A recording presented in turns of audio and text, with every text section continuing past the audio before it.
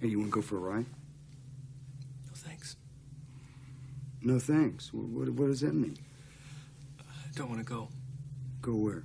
For a ride. A ride. Hell, that's a good idea. Okay, let's go. Let's go. Get your fucking robe. Raymond! Come on, we're gonna go for a joyride. Joyride.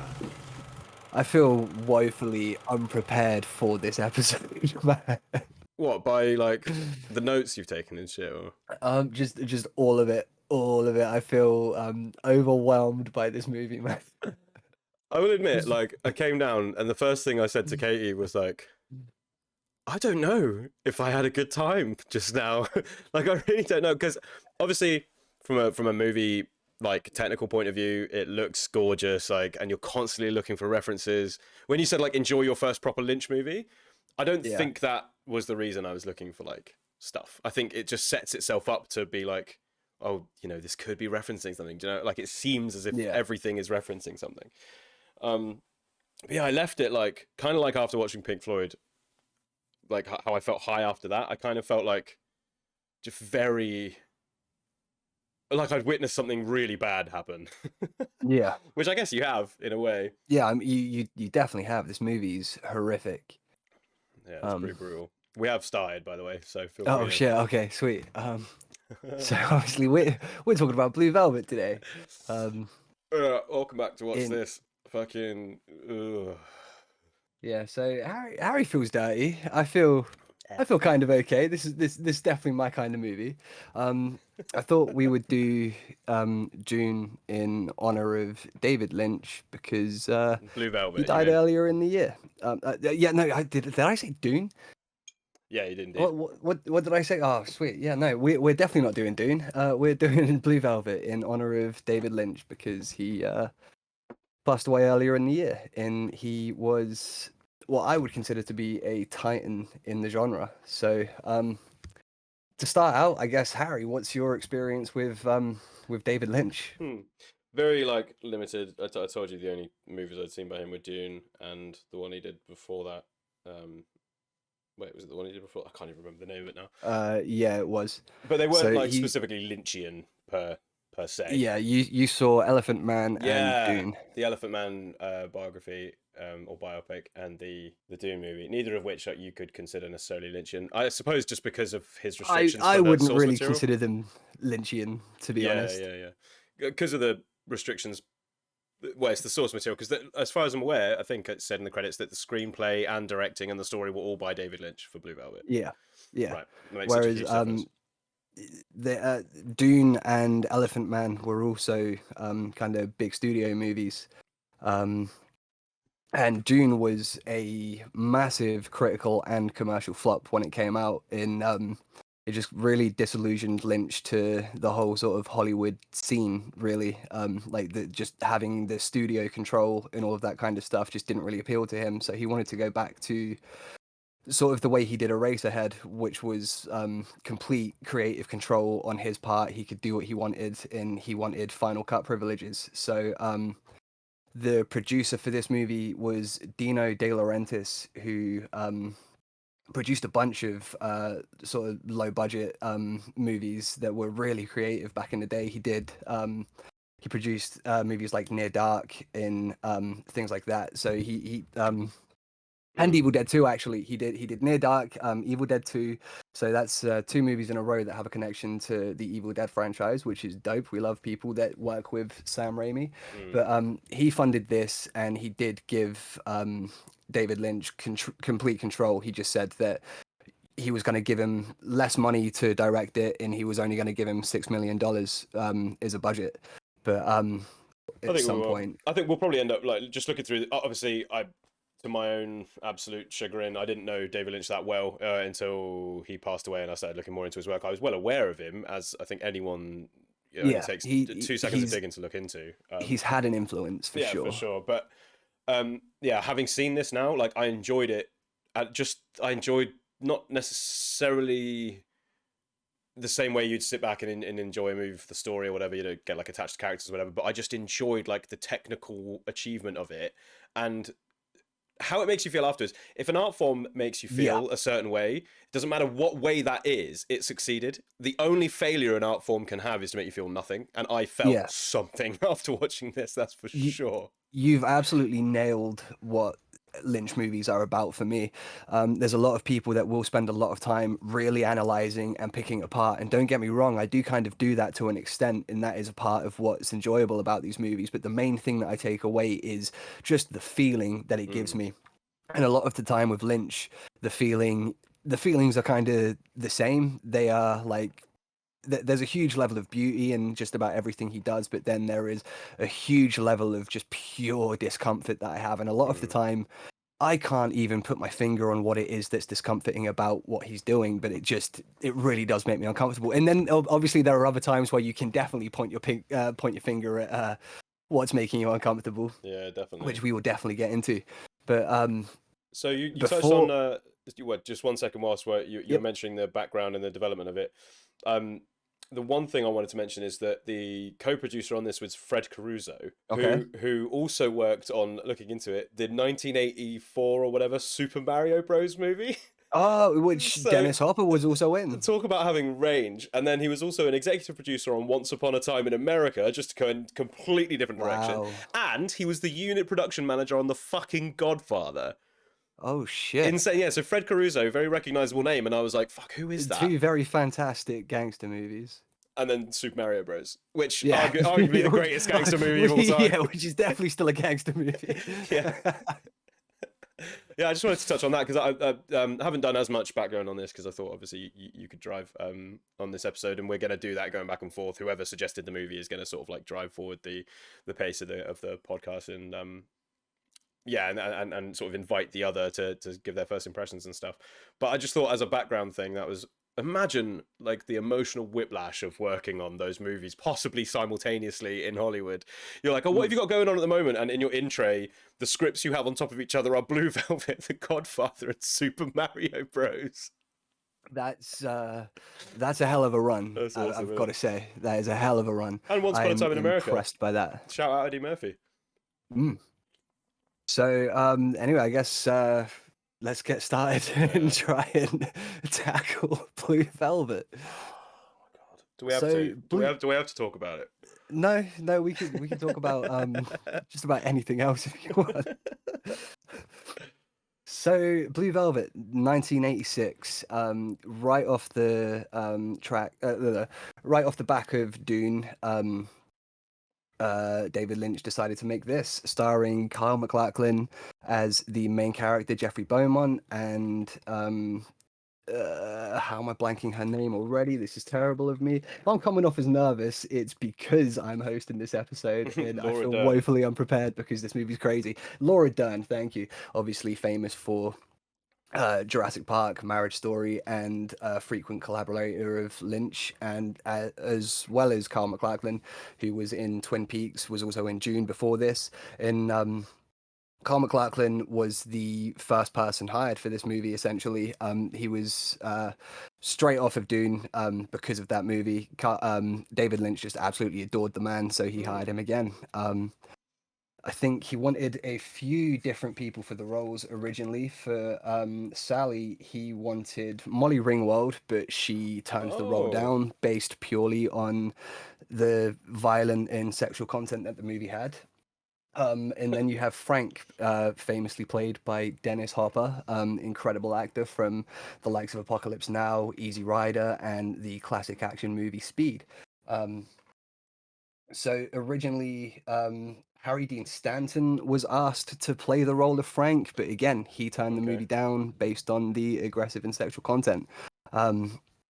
So those are a few big stars that are asked to be in this movie, and Dennis Hopper wanted this role. As soon as he found out that he had it, he called up David Lynch and was on the phone to him saying like, I am Frank. And David Lynch is like, oh, thank you, cool. So he was at a dinner with Kyle MacLachlan and Laura Dern at the time, and he went back to the table and he was like, well, he says he is Frank, which is, it's great for the picture, but I don't know what we're gonna do about lunch or something like that. Like, which is just That's nuts, isn't it? Like, we'll go into more into Frank's character later, obviously, as you don't meet him at the beginning. But like to come in, and Dennis Hopper, like pretty famously a fan of the old Colombian marching powder. Like, I do yeah. wonder how much of an effect that had on him. Just saying, fair enough if you want the role that badly, but saying "I am Frank" is like, fucking hell, that's about as tone deaf as it gets. Or Yeah. I, as auteur as it gets, you know, like it's one or the other. Like, oh, it paid I off. lean more towards auteur just because I still want to like Dennis Hopper because Love Dennis Hopper Frank so is much, man. beyond unlikable.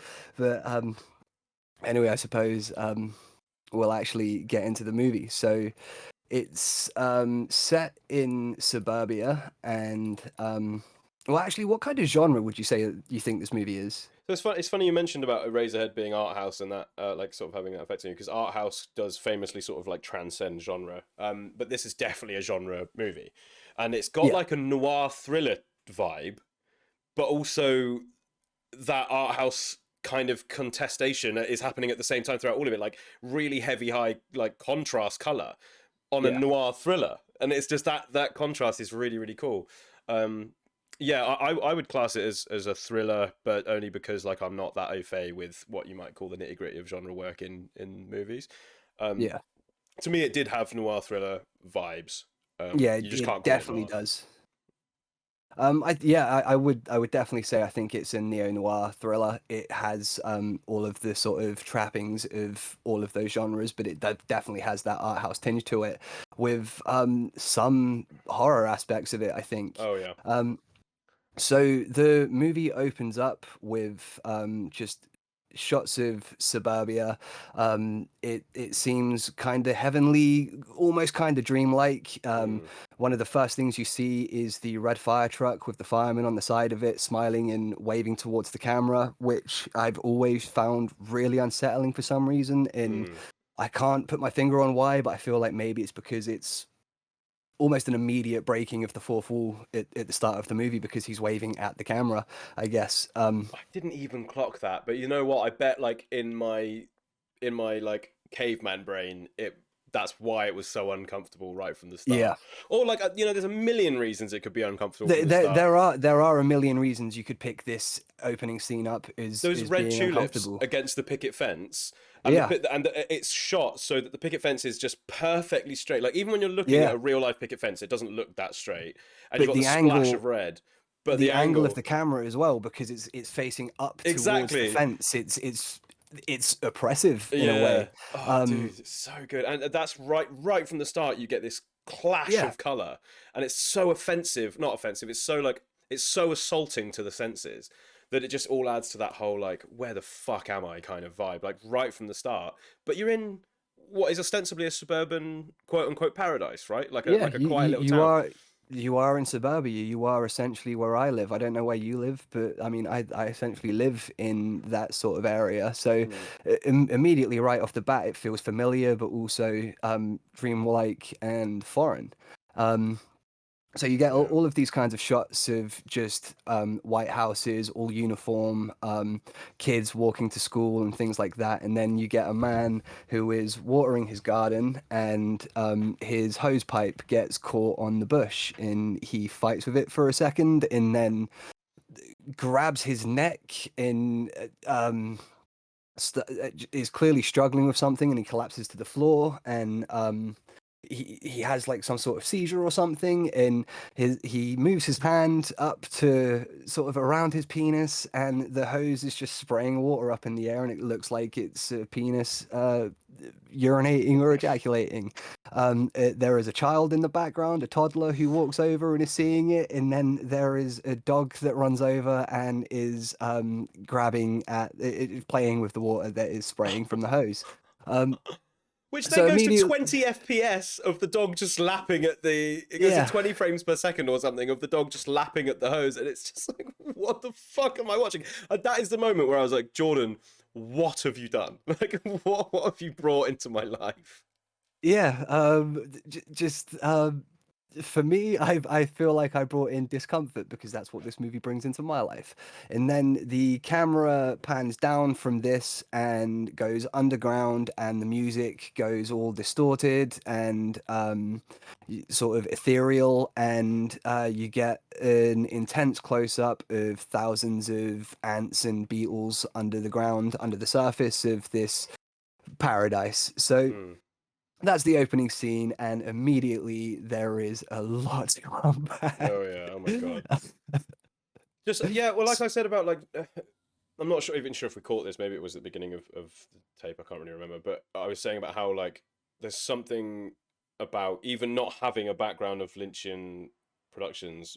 I was already looking for reference in the minutia of everything that was going on, and it seems to lend itself to that. It doesn't tell you what it's referencing, obviously, but it's very obviously referencing something, like just the cacophony of these bugs like going over each other, and they do add the sound effects. They do have the sound design of these bugs, like you hear like the chitinous like carapace of these beetles like clashing into each other, and these ants, and the swell of the music by what was his name, Angelo Badalamenti, another fucking awesome composer, another very an often collaborator of Lynch. He did a lot of stuff. He did the soundtrack for Twin Peaks and things like that. Incredible work. But with all of that, I'm just wondering like what it's referencing, and obviously well, to me the bugs all crawling over each other just reference like natural sexual violence, like just the frequency with which sexual violence occurs in the natural world. Which I'm not saying Lynch had a message like with that, like it's just obviously referencing what is coming in the movie. It's like a foreshadowing. Of this happening.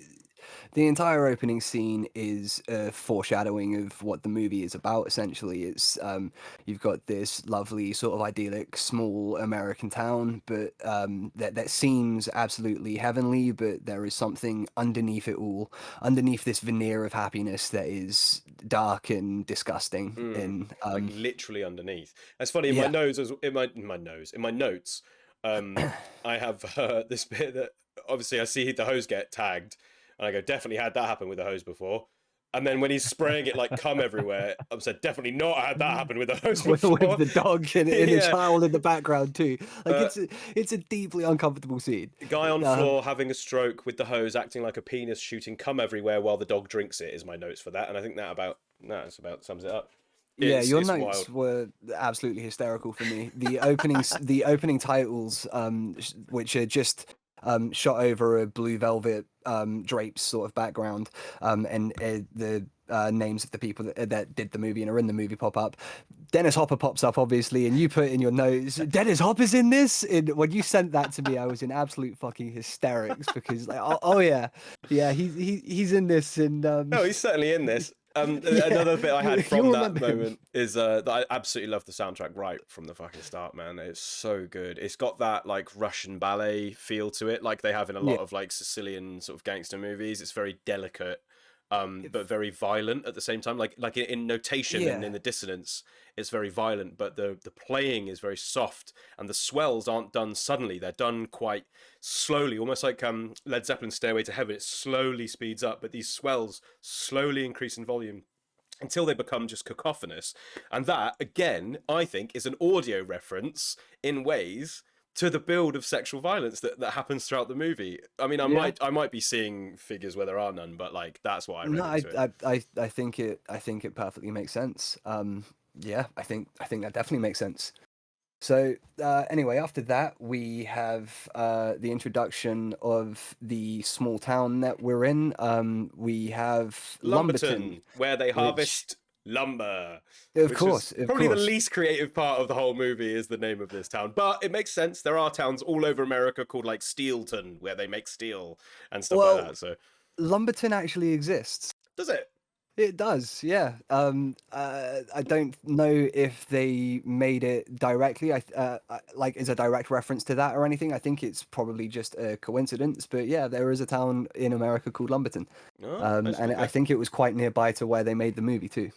Oh, so it could be taken from just like it could be a small town. Just taken from that. Yeah, fair enough. But it's definitely something that Lynch finds appealing because a lot of this movie is I see a lot of this movie in Twin Peaks, and the small town being one of them, and Sorry, what do you the mean by that? lumberyard being one of them.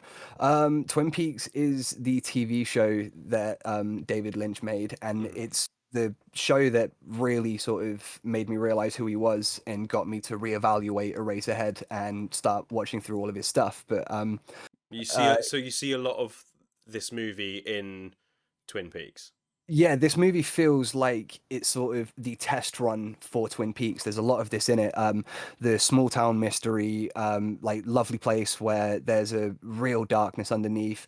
The sawmill is a big part of Twin Peaks and things like that. I mean, as we go through this, I was going to try not to, but it's going to be impossible for me not to mention the Twin Peaks references that I can sort of see in this.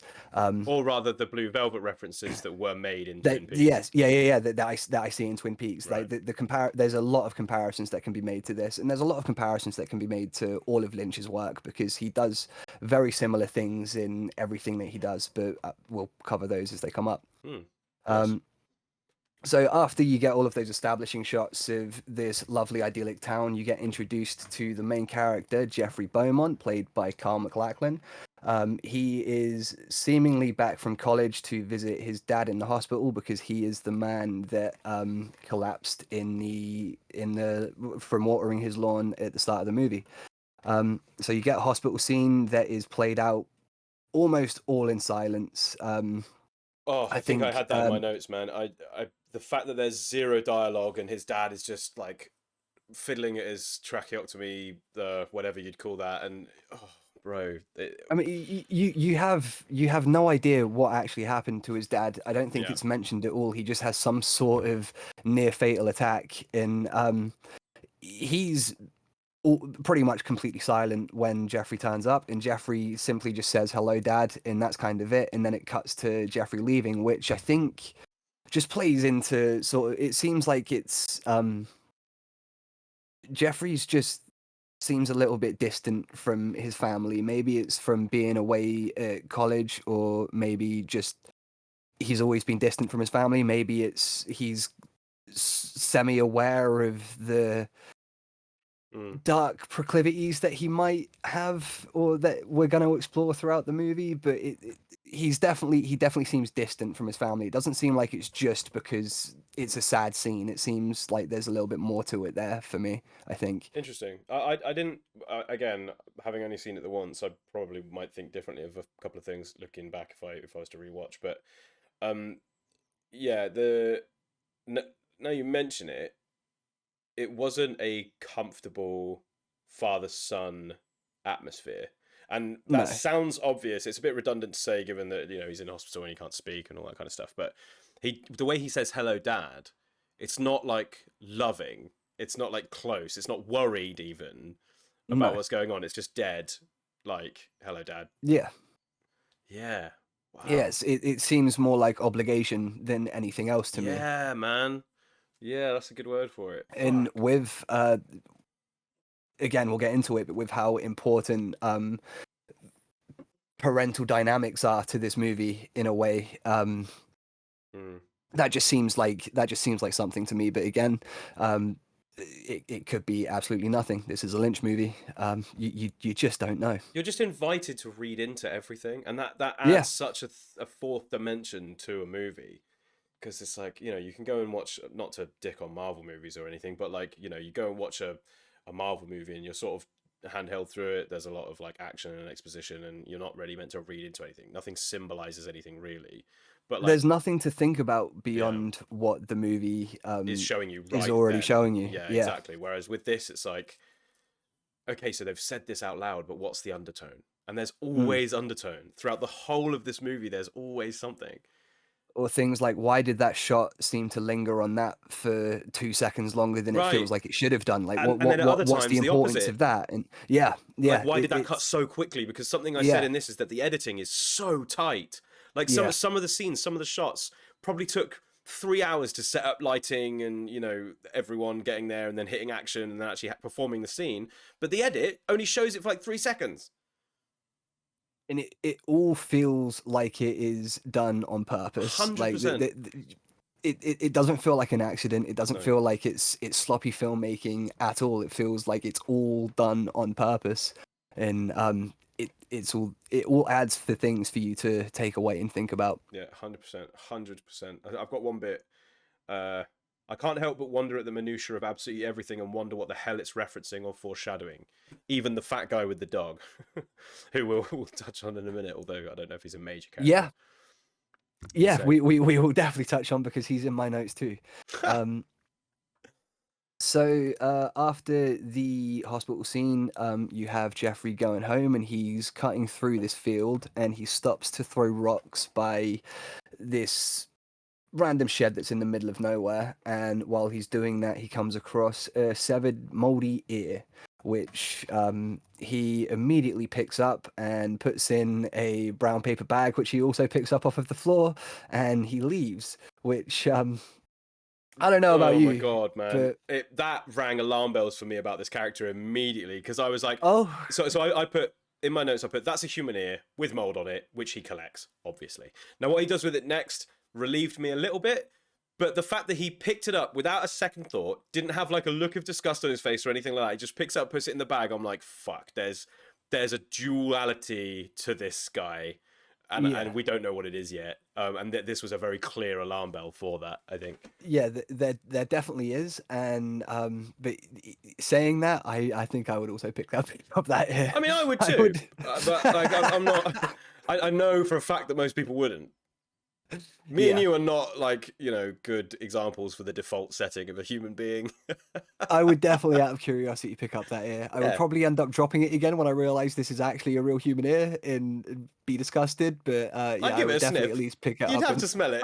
You'd have to just because when are you going to get the chance to smell that again?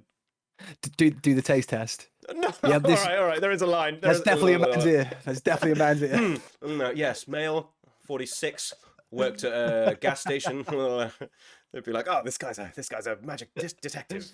There's a movie, a guy that detects crime with his taste buds. So fortunately, Jeffrey doesn't take it straight home and use it as a conversation starter. He takes it to the police station and he asks for a Detective Williams, and he is taken straight to him because apparently Jeffrey's father knows him. He tells him that he's got what seems to be a human ear, and he gives it to Detective Williams, who looks at it and he says, "That's definitely a human ear. Yeah, you've definitely got a human ear. Nailed it there, mate. Yeah, well That's definitely a human ear." They go straight to the morgue to find out if there's anybody in there that is missing an ear. So there's isn't. Two things I want to pick up before we go beyond this. Yep, go for it. Please interrupt me as we go through. I'm sure I will, as is the nature of having to do this shit over Discord. We hope to do this face to face eventually one day, if we can. Would absolutely love to do that, but yeah, for now it will all be online. So the scene where he's talking to DC Williams, arguably the only straightforward quote unquote good character in the movie. I mean, again, just my opinion, but as far as alignments go, no, he definitely is, but I think he is kind of the main reason, along with his daughter. I think he's the main reason that Jeffrey gets involved in all of this, but we'll get into that in the next scene. Interesting. So I'll read what I said in the notes. I may feel slightly differently having watched this a couple of days ago, but this scene reminds me of something that I love and hate about movies from the 40s to the 80s, where there was no improvisation around the script whatsoever. It can feel a bit stale in comparison to modern standards, and in these scripts where they have to read every single word on there. Obviously, there are exceptions to this rule, and you can pick that apart a million times in different movies. Tarantino is a great example of reading every word from the fucking script for a reason. I'm sure Lynch is very similar in that. Like, you have to read the script because that's what makes the movie work in a way, or it's one dimension of what makes the movie work. But it can feel stale in comparison to that, and maybe that is up to the actor to fix, because it doesn't always feel that way, but it is super common in movies from the 40s. And I can't remember what the exact lines were, but it's when they turn around, he's taking his goes like, talking. Hey, are you ready to leave? And it's like, it's not like a natural cadence for a human being. Yeah. A lot of the dialogue in this I do find incredibly awkward, and a lot of the reviews from the time were talking about how it just didn't seem like a well-written script and things like that, which I think, while I can agree with, I think that a lot of that is purposefully done by Lynch. I think he's done a lot of that on purpose, or at least it seems that way. There Because are it's David parts that Lynch. feel, yeah, there are parts that feel natural. But if it was intentional, then my only critique of that is that it didn't make me feel uncomfortable. It just felt awkward to watch. Like it didn't hit me Okay. emotionally. It was just like a bit draining. And Yeah. this was really the only scene of the movie where I felt that was a problem. But it's very emblematic of movies of that time, going Yeah. to the past 4 decades of movie making for that time. Yeah, reading every single word from the script verbatim and not really like. I feel like actors, when they improvise around a script to get the core of it across, but they're allowed to use their own vernacular a bit more, it makes it feel more natural. But then that's not Yeah. always the case. Like, imagine Elijah Wood improvising around the script for Lord of the Rings. Like, oh, the fucking one ring, innit? Like, it wouldn't exactly work. So, you know, it's not a cure-all, it's not a panacea to say, like, improvise on top of that. But I feel like with this, because it kind of had that adhesive to the script the way movies of that time did, yeah, it can feel a bit dress rehearsal-esque rather than realistic.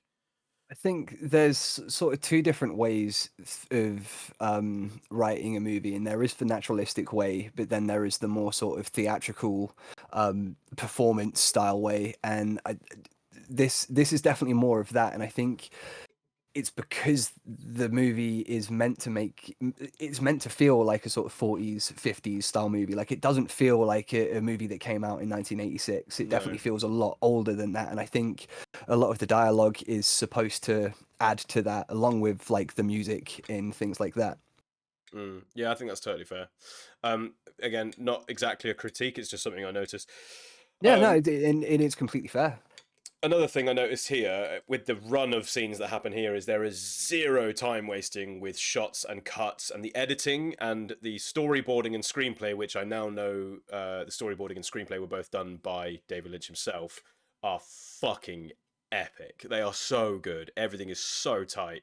Like, the editing was done by somebody else, but I'm sure Lynch oversaw that because it's Yeah, very yeah. much like in keeping Well, with. yeah, he had Final Cut privileges, Yeah. so he would have been there for the entire process of the editing. He may as well have edited himself, you know what I Right. mean? Like, the editor did the work and obviously had his input, but David Lynch was eyes on that like a hawk. Yeah. But Nice. there's definitely a reason why it feels so tight and there's no time wasted, and it's because the original cut of this movie was 4 hours long, and Woof. David Lynch was contractually obligated to make a 2 hour film, so he edited it down to like on the dot, pretty much 2 hours. Yeah, it's 1 hour And 55, I think, is the runtime, including is credits. it? I Yeah. think so. I think it's 1 hour 59, 59 or something like that. I think he edited it down to 2 hours and then just took a single Oh, I see. second out or something like that. But I might be completely wrong about that. I In mean, fact, I I am watched it on completely wrong iPlayer. about that. It's 1:55:30, Yeah. and yeah, I watched it on Amazon, despite the fact I've got the DVD. But yeah, there is 2 hours You of have the extra DVD and feature. you're still giving money to Jeff Bezos. I love that we can't even avoid giving money to that bold fucking alien at this point. Like, Yeah, it's just the easier way to watch it, I think. yeah, I think I agree. I mean, I had to order light bulbs for my house the other day, and I ended up ordering 2 different sets again from Amazon. I'm like, I can't even light my house in the UK, 20,000 miles away from the richest man on earth, without giving him money. I could have gone to a It's hardware shop near me and bought it, not giving him money. it's hard not to use Amazon though. Yeah, Being fuck able going to have outside, something man. delivered to your doorstep the next day, Yeah. it's difficult to say no to that. And then on top of that, you get the Prime Video benefit from Yeah. being able to do that. So it's hard to not use, It is unfortunately. tasty. They have Green Day's Bullet in a Bible on there. I was checking that yesterday. I'm gonna buy the fuck out of that. I can't believe they have What that. The the American Idiot. album? No. It's an Oh, American it Idiot was the live live tour. tour. Yeah. Yeah. Which I watched back to back to back to back when I was a kid in 2005 or something, 20 years ago. I realized I had that DVD for 20 years, and they are scratched to fuck, so I haven't been able to watch them. And he has them on there. So again, yeah, Jeff Bezos just has me by the balls. Yep. Me too. Me too. And I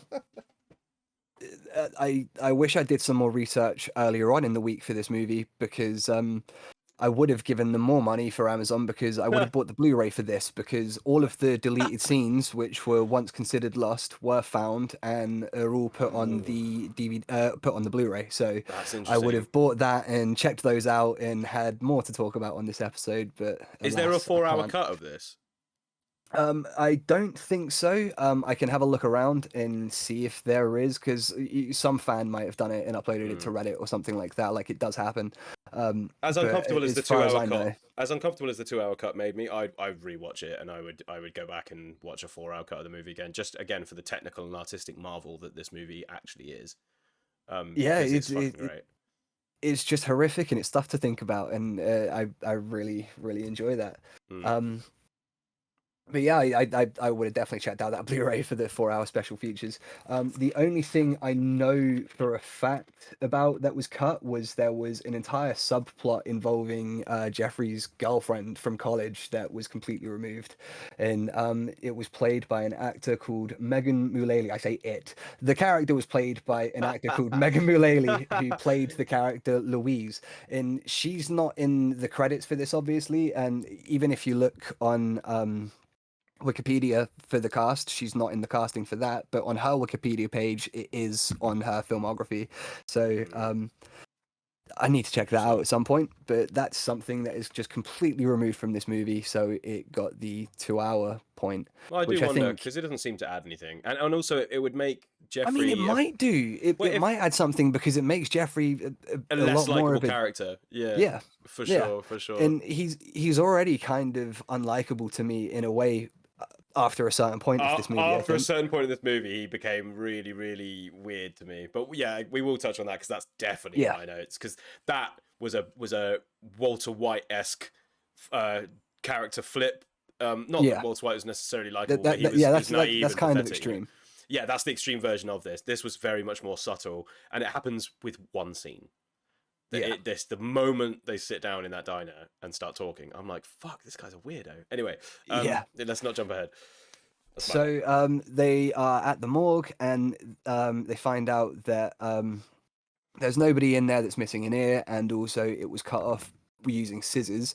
And then we get a hard cut to police tape being cut with some scissors, which I think is a nice bit of foreshadowing to the fact that the police are involved in what we're going to get into, which is another aspect to and you know what? I didn't noir clock films. that. I did not. I mean, yeah, obviously it's a classic trope of noir films having the corrupt cop, obviously making the whole mystery more complex. But I didn't clock the foreshadowing of that at all. In my head, I was like, huh. What a cool little transition from master filmmaker David Lynch. And just it's thought a cool nothing else cut of it. to a literal cut. But, Thought nothing else of it at all. But yeah, looking back, I do think that's a little bit of foreshadowing there. I think so too. Everything's foreshadowing. Everything is foreshadowing everything else. And it's fucked my head inside out. Yeah. All I have left is cerebellum. It's eaten the inside of my brain out. The neocortex is gone, and I've just got the outer layer of my brain left. So after that, the police cordon off the area that the ear was found in, and Jeffrey goes home. He's not home for long before it's the evening, and he decides to go back out again. At which point he's asked by his mother and aunt if he's going to Lincoln Street. Don't go to Lincoln Street. Yeah, they seem very nervous of this place called Lincoln Street. Jeffrey says he's not going to Lincoln Street, he's just going to walk around the neighborhood. And he goes straight to Detective Williams' house because he is just deeply intrigued in the story of this ear. Yeah, I thought that was very odd. Like, maybe in 80s suburbia, you could just go to a DC's house. But if you did that in the UK now, you'd be arrested.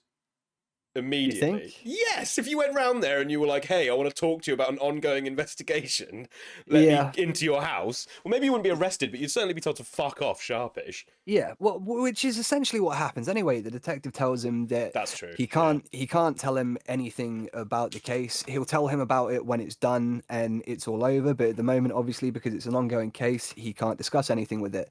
But this is where I think that the detective has something to do with sort of pushing Jeffrey into this, because he says, You're only curious, and it makes sense. I was curious like you too, and it's probably what got me into this job. And I think that kind of thing just intrigues Jeffrey into thinking that him investigating will be okay. It will be legitimate because this guy may have done sort of the same kind of stuff when he was my age. He's already said that the curiosity is normal, so it's okay for me to do this. He was quite encouraging. I did definitely get an encouraging vibe from him. It's a warm kind of.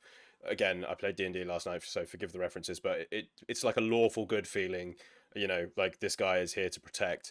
And I didn't clock the I was like that when I was your age, because that if you tell that to a kid of any generation, they're gonna see that as, oh, I could do what you do. They're not gonna see it as a warning, like an adult might see it as a warning, like oh, you know, I used to be that naive. But you don't read it as that when you're the kid. When you're the kid, you read it as, oh, you're on the right track to doing what it is you're looking for. I honestly didn't clock that. What I did clock is that he smokes a cigarette with his whole hand, like this.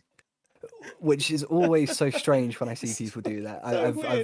I have never understood that, but hey, smoke your cigarettes how you want to. It's got nothing to do with me. Yes. It is a really strange way to do it. That's a real interesting thing you just said there, kid. It's none of your business. Stay away from the case. Right, give me a badge and your gun. Come on, Sarge. I only shot 3 kids. Get out of my office, Jeffrey. Yeah, I mean, he is super familiar with him, which is obviously fair enough because he knows his dad or whatever. But I did think the closeness of that relationship and the nosiness of Jeffrey, this was when I started to feel a bit like, has this script been written in a way that is intentionally trying to make Jeffrey out to be a strange kid? Or am I reading too much into that and this is just what happened in the 80s? Like people visiting a DC's house? It's a good question because I would say I think it definitely does make me feel like he's kind of weird, but then some of that might just be because David Lynch was kind of weird, you know? So that might just be David Lynch's writing, or it might be on purpose. I think it most likely is on purpose to make you feel like Jeffrey's kind of slightly weird and uncomfortable, is foreshadowing to how sort of dark he gets as the movie progresses. But we did completely move past the fact that on the way to Detective's house, he walks past a man who is just standing there on the street, not moving, wearing sunglasses at night. Quite a big dude with just the tiniest little, like a chihuahua or something. And he's just standing there, not taking it for a walk or anything. They're just standing there, and Jeffrey walks past and takes almost no notice of it. And it's just a really random, strange moment that I read nothing into, but it's just a nice, quirky, strange moment this movie's kind of full of. When I meant, absolutely chock full of this sort of shit. But as much as you get foreshadowing or referential stuff, to add another dimension to that and to make it even more difficult to really catch them red-handed in what they're doing and second guess the movie, or rather, you know, sort of pre-guess the movie, is to throw in red herrings. And just have something that looks like it should be referential, like this fat guy with the dog, and have it mean fuck all. It's because there's no reason he shouldn't be there. But why is he wearing sunglasses at night? Why is he so fat? That is my first question. That is definitely my second question. And why is his dog so tiny? And why is he not actually walking it? Why are they just standing there? It's not like, because the dog's also just kind of standing there looking around. It's not like it's looking to take a piss or a shit or anything like that. It's just standing there, hanging out, waiting to be taken away by its owner. So it's just a really, really strange moment. Really weird. And then straight after that, actually, before Jeffrey turns up at Detective Williams' house, we get a zoom in on the moldy ear. A very long, slow zoom onto the moldy ear. We're going straight into the ear canal, and I guess this is just to symbolize that we're really getting into the dark and the dirty, and that this is kind of all that's been on Jeffrey's mind since he found it, essentially. That's what I read into that zoom as well. I read that you're in the story now. Like I read that this is where this slide begins, and you're not getting off. Yeah, completely. You're not getting off. Unless you turn this movie off now, you're not getting off. Unless you're Frank, you're not getting off. I mean, Jeffrey does a fair bit of getting off too. So true. I wonder if Dorothy ever got off. Probably not. Let's not touch that one. I I don't like thinking about it.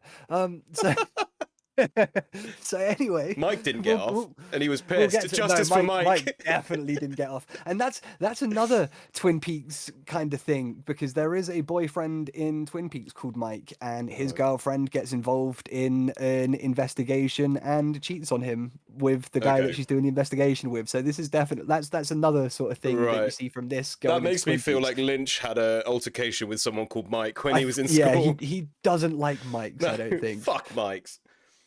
So Jeffrey leaves Detective Williams's house, and he says, "Say hello to Sandy for me." Sandy being their daughter.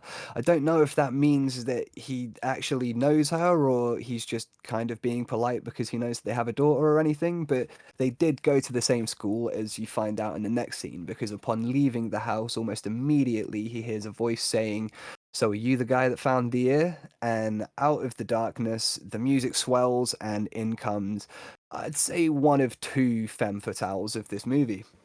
Another noir trope that they're using in this.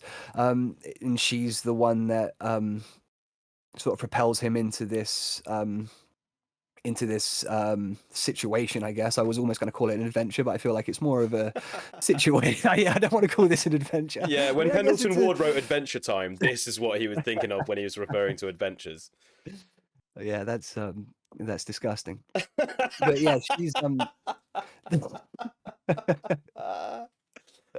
Oh, amazing. That's what the A in SA stands for. Adventure. Cut that. Yeah, we'll cut that. Should we sync up? Cut that. keep it in. We'll edit in a trigger warning at the beginning of this episode. Yeah, I think fuck it would be editing. It's necessary whatever. anyway. If we get cancelled, it'll be the quickest way to shoot up the Spotify charts. You heard it here first. So, out of the darkness steps Sally, wearing a lovely pink dress. So is it Sally or to Sandy? Sandy, that's Sandy. it. Sorry, that's my bad. I am not paying attention to any of my notes, and I watched this movie 3 times this week. That's crazy. So she comes out wearing a pink dress, pink to symbolize purity, all of that kind of stuff. I think so. The motif behind her is a classic bit of movie making composition with theme, and it's done all throughout any kind of big sort of epic movies. Star Wars, Leia has her theme. In Lord of the Rings, Arwen and Aragorn have their theme, and it's very, like, there's no dissonance in it after she emerges from the darkness. So the music is quite quite foreboding until she comes out, and then the violins come in, and I think there's like a blow of clarinet or something quite soft, and yeah, it's all meant to represent this idea that she is some sort of beacon of purity. She hasn't been corrupted, which I really liked. How all that works together is really effective. So they go for a little walk around the neighborhood, and she tells him that her room is right above her dad's office. So she hears him. She hears sort of one half of conversations to do with all of his investigation. What were you gonna say? Wildly insensitive to say "I hear things" when she's talking about someone having just lost an ear. Yeah, that is true. That's true. I didn't clock that. But then bitch. the guy who lost the ear isn't around, so it doesn't matter. It's Well, we fine. don't know that. Oh, that's true. That's true. He could have been nearby. Could have been the Could fat have guy been with the behind dog. the tree listening. We didn't see the it's guy's true, ears. actually. We didn't see if he had an ear or not. Yeah, there we That's go. Crazy. Damn.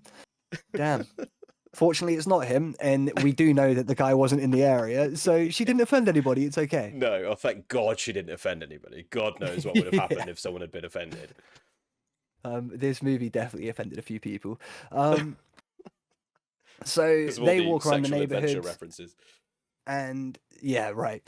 And she talks about how she's been overhearing things to do with a woman. Her name keeps on popping up a whole bunch, and she lives in an apartment block nearby, and it's right next to where the ear was found, and she thinks that it might have something to do with the case. Mm-hmm.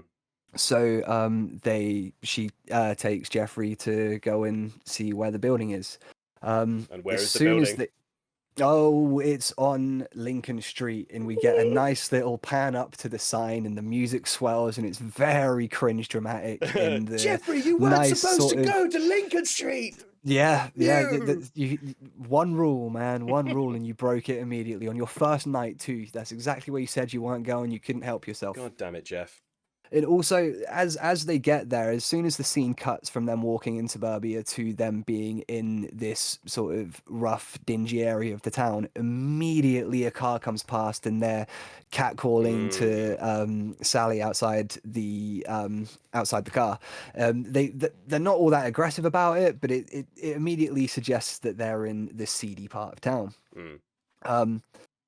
After that, they just sort of go back home. They walk back home, have another conversation that's less about the situation and just more about weird things that happen in suburbia. Like he talks about one of his friends that had just the biggest tongue in the world or something like that. Yeah. And then he's a bit sad he- because afterwards he says like, "Oh, none of my friends are really around anymore," and that Yeah, definitely they all humanized Jeff moved a bit away. more.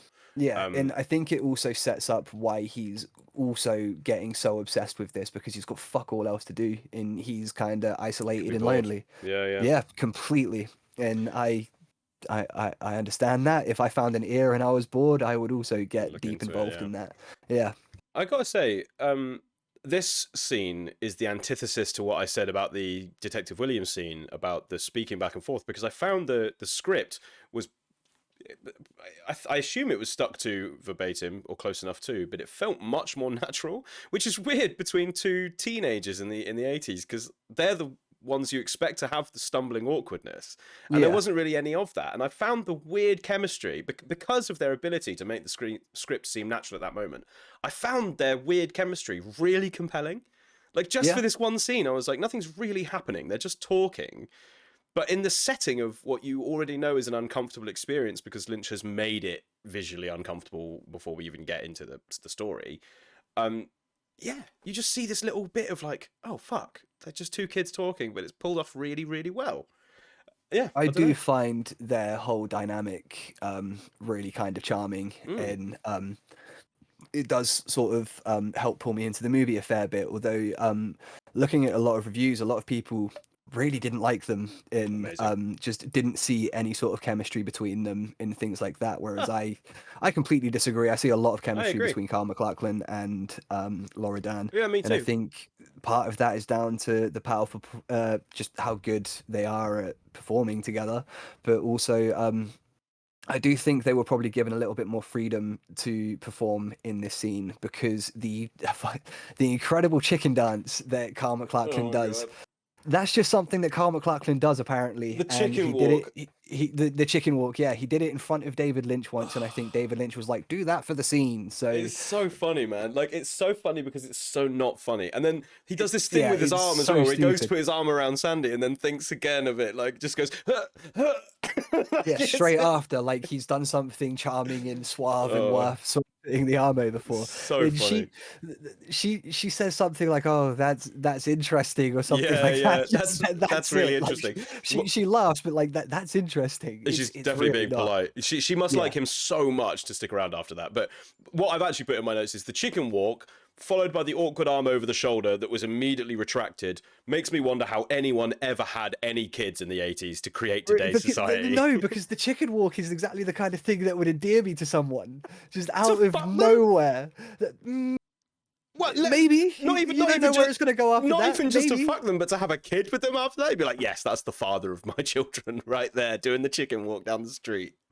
Yeah, I can see it. All right, yeah, no, I fair can enough. definitely see it. Strokes If for Laura folks. Dern did that chicken walk, I would impregnate her.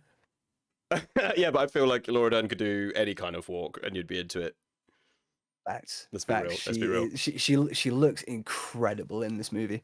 I didn't necessarily agree. I mean, I think she's dead cute, but I didn't think she was like super hot or anything. No, I thought she looked incredible. The pink dress from the opening, her stepping out from the darkness, I thought stunning introduction to a character. Alrighty. And yeah, she does great. I really enjoy her character. I think her acting in this is sick. She's definitely a highlight of the movie for me. She's just an incredible actor in general. Yeah. I don't think I've seen her in anything that I haven't liked her in. There's things she's done that I haven't really liked, but I've liked her performance at least. She's tremendous in Jurassic Park. I know that's the big one to pick, but she is genuinely a highlight of that movie as well. In a movie littered with stars. Yeah, she's awesome. But in this, yeah, she plays the character of the yin to the eventual yang. Yeah. Very well, very well. She had done a few things before this, but I think this was sort of her breakthrough role. I think she got the part when she was 17, and when filming she was 18. So I think like just ridiculously young and a huge risk to your career. I think she Sure. doesn't do anything as damaging as I think somebody else does in this movie. But yeah, I think everyone that was in this movie was taking a huge risk just based on what comes very soon. 100%. I mean, look at the people that turned it down. Like you said at the start, like they turned it down for a reason, and you can't even really blame them for it. I bet even Lynch Yeah. was like, you know what, I get it. Like, Yeah. I do understand. Do you know if Lynch went to school in the UK? I don't think so. I genuinely have no idea. Mm. Why do you ask Well, that? just because like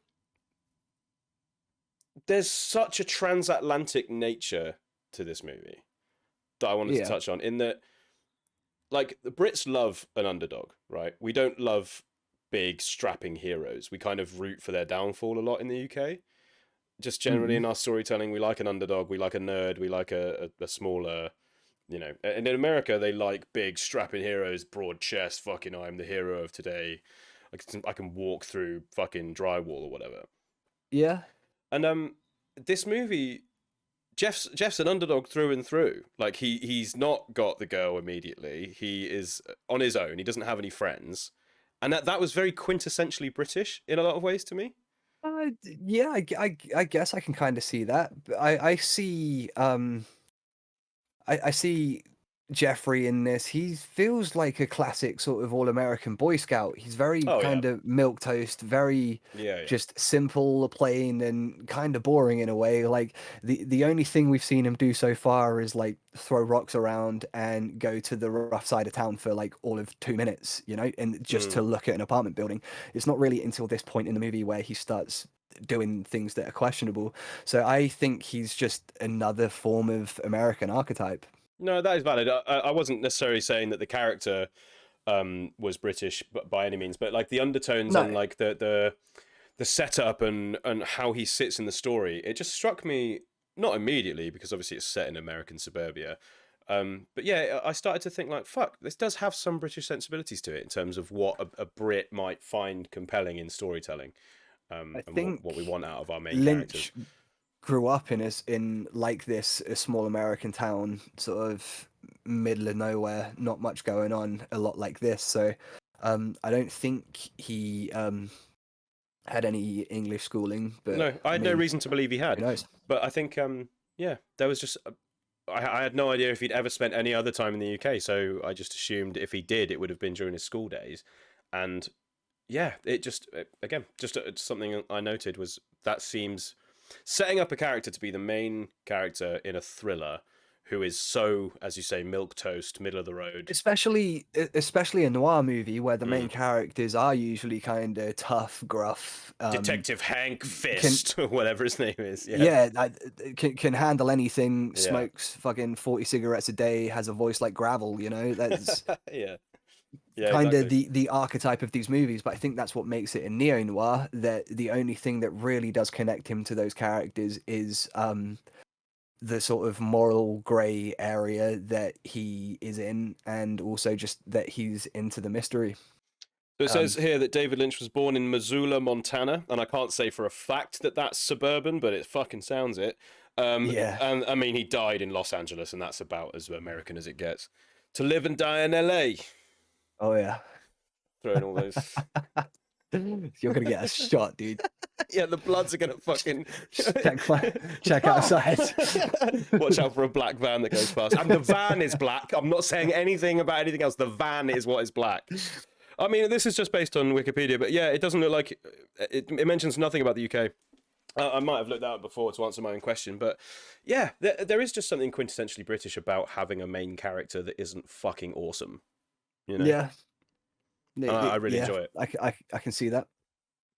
And yeah, I also really enjoy that kind of character too. I don't want a natural born winner to be my main character a lot of the time. Sometimes it is entertaining to see someone that just can't lose, and I do kind of like that does have its place in entertainment, but Well, in anime, I would usually.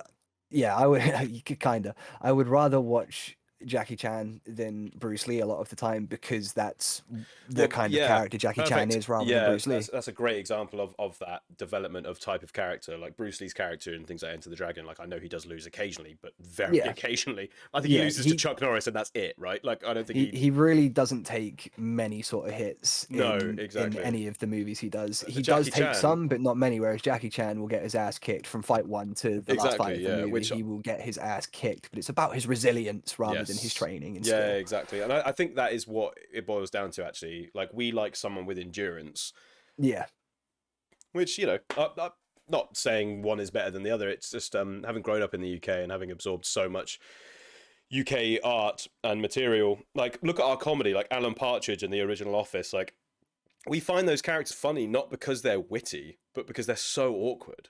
And then you yeah, look at the American Office and you get genuinely like witty characters, not Michael specifically, but like Jim, who his counterpart in the English Office is played by Martin Freeman. Two totally different approaches to that character. Jim, played by Krasinski, is very like pretty. Like, girls obviously like him. He's quite softly spoken and he's quite charming. Martin Freeman's character is a fucking prick. Like, he's just an yeah. actual asshole. And again, I think that symbolizes the difference. Not to get too far off of Blue Velvet, because talking about The Office and Blue Velvet in the same conversation is a weird bridge. Yeah, well, I mean, still on that point, I think it was Stephen Fry that said that the difference between American and British comedy was, have you ever seen the movie Animal House? I have, a long time ago. Yeah, so the moment where John Belushi's going down the stairs, the guy's playing the guitar, singing the song, and John Belushi grabs the guitar, smashes the Smashes it, guitar, and yeah. hands it back to him and apologizes. For Americans, that's the character that they like, that they relate to, and that's the main character that's funny. Whereas for English people, the person playing the guitar would be the main character, Yeah. and what would be funny is the fact that what Yeah, his failure would be what's funny, rather than the other guy being the Totally. reason he's failed. Totally. I did And not that- expect to be talking those are about the the differences. difference between the UK and US approach to comedy through Blue Velvet, but I love the tangents we go on. You never do, but I mean, I guess we'll go back to Blue Velvet now. Yeah. So where were we? So he's Yes. just been walking through the street with the lovely Sandy, Yeah, and he's just done his chicken walk. They go their separate ways, and we cut to the next day where Jeffrey's at work in his father's hardware store, and he's asking the two gentlemen that work there, one of which is blind, if he can take a bug spray thing home. For some reason, the blind one can see how many fingers he's holding up. For some and, reason. Jeffrey says, I still have no idea how you do that. And I just assume he's Daredevil. And Are you being serious that's right it. now? yeah. Are you I being just deadly assume that the serious right guy's now? Daredevil. Do you not know how he did that? Yeah, he's Daredevil. I don't know if you're fucking with me right now. He got some superpower stuff in his eyes, and he's Daredevil. I mean, that's clearly what happened. He's clearly the guy that trained Daredevil at the very least. But do you not see the other guy tap the blind guy on the shoulder 4 times? yes, You did. I Fucking do, hell! Don't yes. do that to me, man. I genuinely thought that I was gonna have to explain that to you, and I was like, okay, we should cut the recording because I don't want to fucking do this right now.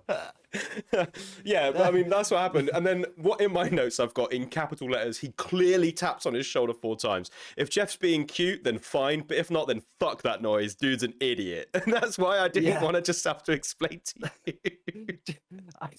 I think dude might just be an idiot. That's valid. That is valid. But again, something in this as well.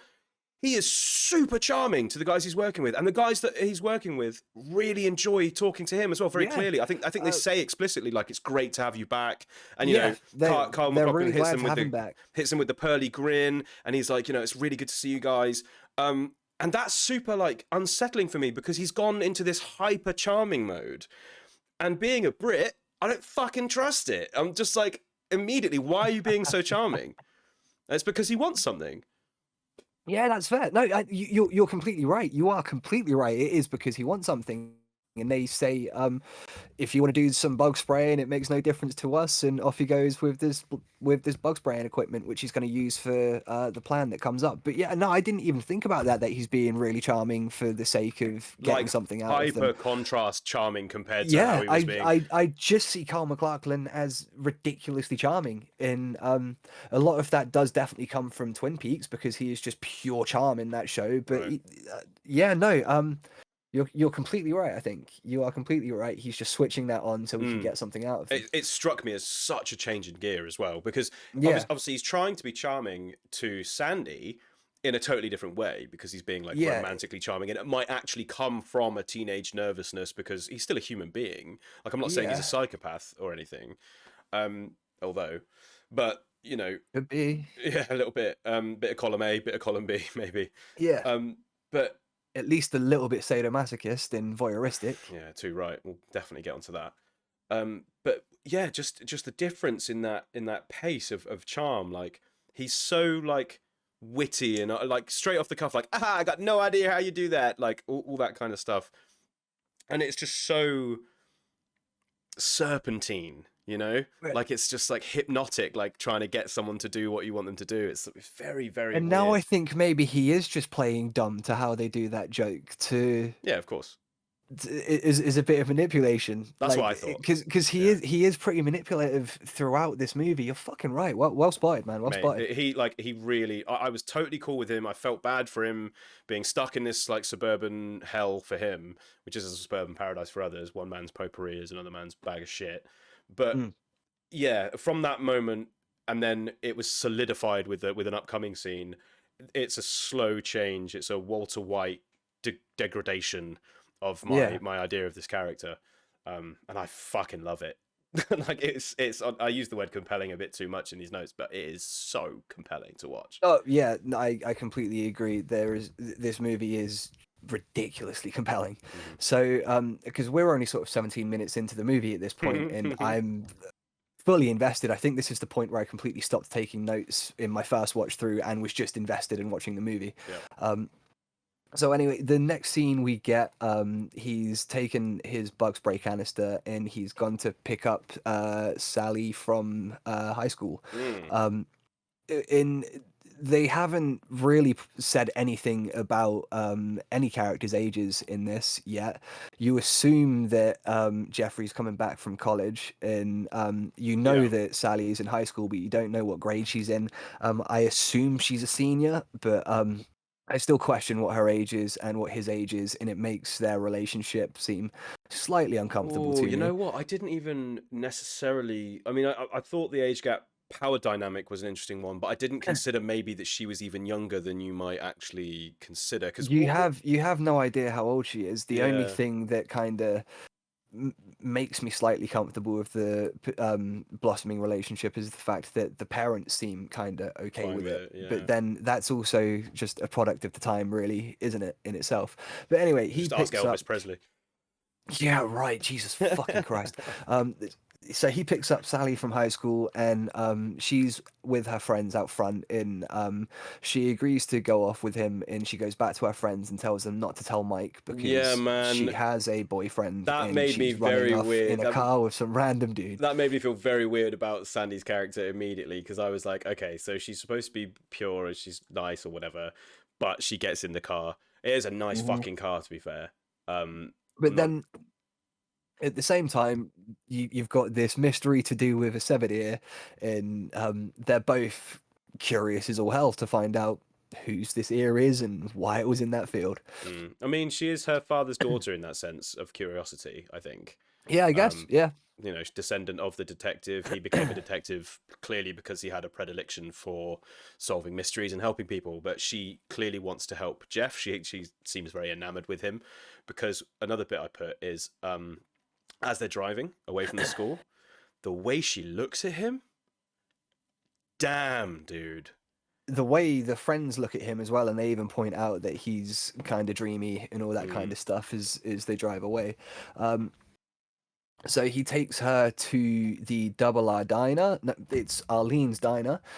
Double R Diner is from Twin Peaks, so that's another piece of iconography that he uses for the show. Okay. So they sit down, and he, for some reason, and I don't know why, but this seemed kind of interesting to me, is the fact that when they sit down, he gets given a plate of food, but she's sitting there with She nothing. doesn't eat anything, yeah, which I No. think is maybe well, in a realism sense, I got that it was oh, I don't want to eat in front of him on a first date, which is relatively common. Like, not all women are comfortable eating in front of Yeah. guys necessarily, or she might be, dieting or whatever. But in a symbolic point of view, I think it's a power dynamic thing. I'm Yeah, allowed to eat, because you're not. yeah, that men are definitely the ones with all of the power in this movie. Crazy. Yeah, men are the ones that eat in this. Men are the ones committing all of the sexual adventures. The women are involved, but Yeah, true enough. it's questionable how willing they're being, that willing they are to be involved. So anyway, Brutal. we'll get onto all of that. Jeffrey and Sally are sitting around, and Jeffrey tells her about this plan he has to essentially break into the flat of this Dorothy woman that Sally has told her about. So he's bought the bug spraying. He's grabbed the bug spraying kit so he can pretend to be an exterminator and spray the house. But he wants Sally to come up and knock on the door and just distract her for a few seconds while he opens a window, puts it on the latch so he can sneak in later, which is immediately when my alarm bells start going off. For you said it was for when he finds the ear and picks it up immediately. For me, this is where the alarm bells start ringing, and I think, what the fuck is this guy's problem? I get that you're interested, but you're willing to go, like, kind of break and enter into a woman's house. Maybe it's not breaking and entering, but it's going in under false pretenses, but then to leave a window on a latch so you can trespass again later. Yeah. That's strange, and it makes me wonder what your motives are. It's another gear change, which is so masterfully pulled off, because like it's in a diner, and we associate diner scenes in couples with things like, Grease, where it's relatively like, it was certainly not foreboding. It's relatively innocent, and usually they're just getting like milkshakes or something. Spot. Exactly, right. Yeah. And it's used as this prop setting to contrast against the fact that he's literally just gone from like chatting to her about doing chicken walks and whatever, picked her up from school, and now he's just chatting bare criminal. Like, that's all he wants to do, is talk criminality here. And she's like, what? Yeah. What are you saying? Like, this is such a silly Yeah, plan. she is not into it to begin with. Yeah, she doesn't even want to know, and then he asks if she even wants to hear the plan, and she says, you can tell me the plan, but it's not going to go anywhere past this table. And then he catches her by saying, no one will believe that we would have the guts to do something like this. Yeah. And that is the moment that intrigues her into saying, okay, I will help you. And how symbolic is all of that of the general undertone of sexual violence in the movie? He's literally saying, no one will believe you, is what he's saying. Fuck, yeah. How dark is that? How fucking dark is that? I mean, hats off to Lynch, but they're so bleak. No one would believe that I would do something like that. No one would believe that I would have the guts to do something like that. And she says, yeah, you can try it, but it's not going to go anywhere.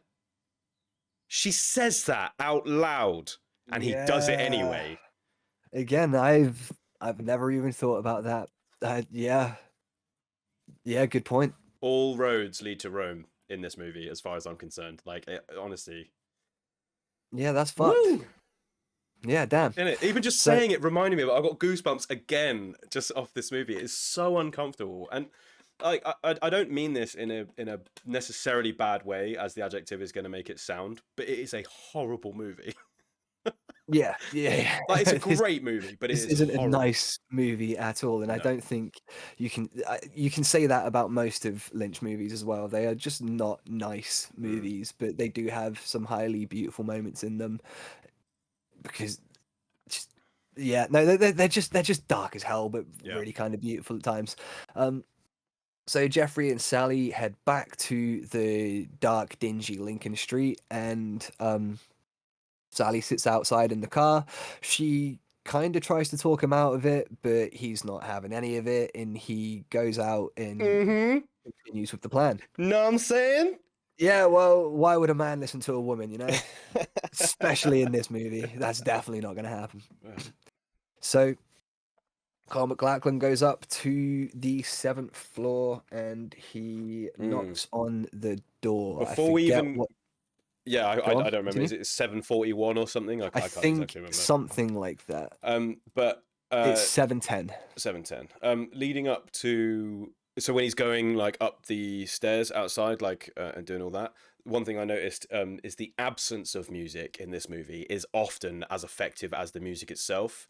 And holy shit, man, this is perfect for that moment because there's zero soundtrack. It's just the sounds of his feet on the stairs, and it's so intense because you're like, Yeah, are you really going to do this? yeah, exactly. Nothing is taking away from that. And I see your And also, smirk because you why can are you apply doing that to this? both the story and the undertone. And we're gonna. That's just. I think we can go without saying that from now on because that is literally what happens throughout the rest of the movie. The overtone and the undertone in the movie are informing each other consistently all the time, and it is masterfully done. Yeah, I'm not going to use the word beautiful because I used the word beautiful last time about a sex scene in Team America, and I refuse to be clipped in that again. Yeah, no, this is beyond not beautiful. This is horrific. But The we're not silence there of the yet. soundtrack is great. Yeah. So he goes and he knocks on the door, and a very, very attractive woman answers, but she's got the door on the latch. She's very not trusting of this man. He says that he's here to spray bugs, and I'm an exterminator. And she asks if the stuff smells, and he says no, and she lets him in. He walks around, and the apartment is just absolutely stunning. Yeah, In it's a beautiful contrast to apartment. how dirty and filthy everything is outside in the rest of the apartment block. You don't see any of the other apartments, obviously, but this one is absolutely beautiful, and you just don't expect it from everything that's outside. No, that was super surprising to me, and a beautiful use of in the set of the deep sort of crimson that contrasts with the outside, like the greys and the browns of the outside. You get in, Yeah. and it's this lush red, which is really, really cool. Really, really And nice cinematography. it's sort of a nice juxtaposition from the opening where you've got the lovely sort of suburbia, and then underneath there's the filth and the darkness and the decay and all that kind of stuff. And then here outside is where the decay and all of that stuff is, but on the inside is where it's nice and beautiful and sort of uniform, serene and calm. So anyway, she lets him in, and he is pretending to spray around the house, and he finds a set of keys which he decides he's gonna take. He slips them into his pocket, and as he does this, a man walks into the apartment and just stares at him. A man quite a plump man wearing a yellow suit just stares at him. The woman Dorothy says that he's just an exterminator. He sprays and the man leaves, but he's very suspicious of Jeffrey. Jeffrey takes this moment to leave and bumps into Sally on the stairs, who apologizes for not being the one to knock on the door, and they leave. And there's definitely another moment of sort of coercion in the next scene, I think, because she's very apologetic for not being the one to knock on the door, giving him the opportunity to open the window. But he's already internally changed his mind on that plan because he's taken the keys, which he's assuming is going to let him back into the house. And he says as much to her in the next scene. He does. But, and he's charming with the coercion. Again, he switches it on because she goes, I think the line is, "I'm sorry, I owe you one for goofing that up." Yeah. He goes, haha, you didn't goof it up, but you still owe me one. Yep. Which... Yeah, that horrific. It feels dirty. It feels really, really dirty. Honestly. But I mean, people do that sort of shit innocently all the time. Like that kind of emotional manipulation happens between relationships and it happens with, all sorts of stuff. But in this setting, it is so dark to look back on that you would do that to someone. Yeah, it's definitely building in its coercion. Yeah. And I can definitely see that clearly through this conversation. Each one it ramps up the intensity of the coercion that's happening. And her the lines between her consent and her willingness are blurred consistently from now on. Yeah. Like she's not necessarily saying, yes, I want to be involved in this, but she's saying, I will do this for you. Rather Yeah. than at the diner scene, she was like, no, I'm not doing this. She is kind of completely involved in it now. Yeah. She literally says she owes him one, which is crazy. I put, sorry, she owes him one, question mark? Why is she looking guilty for not wanting to help him break into a house because she has a date with her boyfriend? I think the only thing that she's done wrong here is to say that she owes him one, because she definitely doesn't owe him shit at this point. Yeah, but she wants to reach out. She wants that. She doesn't want to have upset him or like. And Yeah. all of it is metaphorical to that She's kind of dynamic. she's charmed by him. Yeah, exactly. It is. It is really horrible to watch, to be honest. And I think it's in this scene where she points out to him that she is in love with Mike. So sort of don't get any funny ideas of why we're spending time together. I still love Mike. Yeah, she mentioned Which she I has a think date is- with yeah, Mike.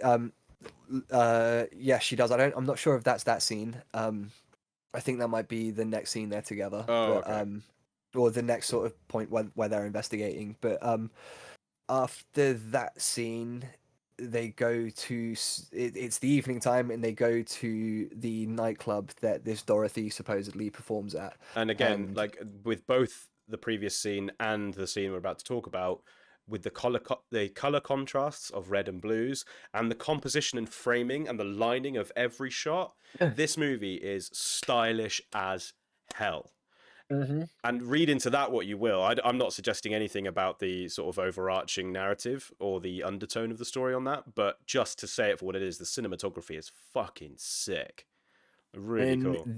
The red curtains that are in the background of the stage on that scene are very much something that Lynch will use again and again and again, and a big part of the iconography of Twin Peaks.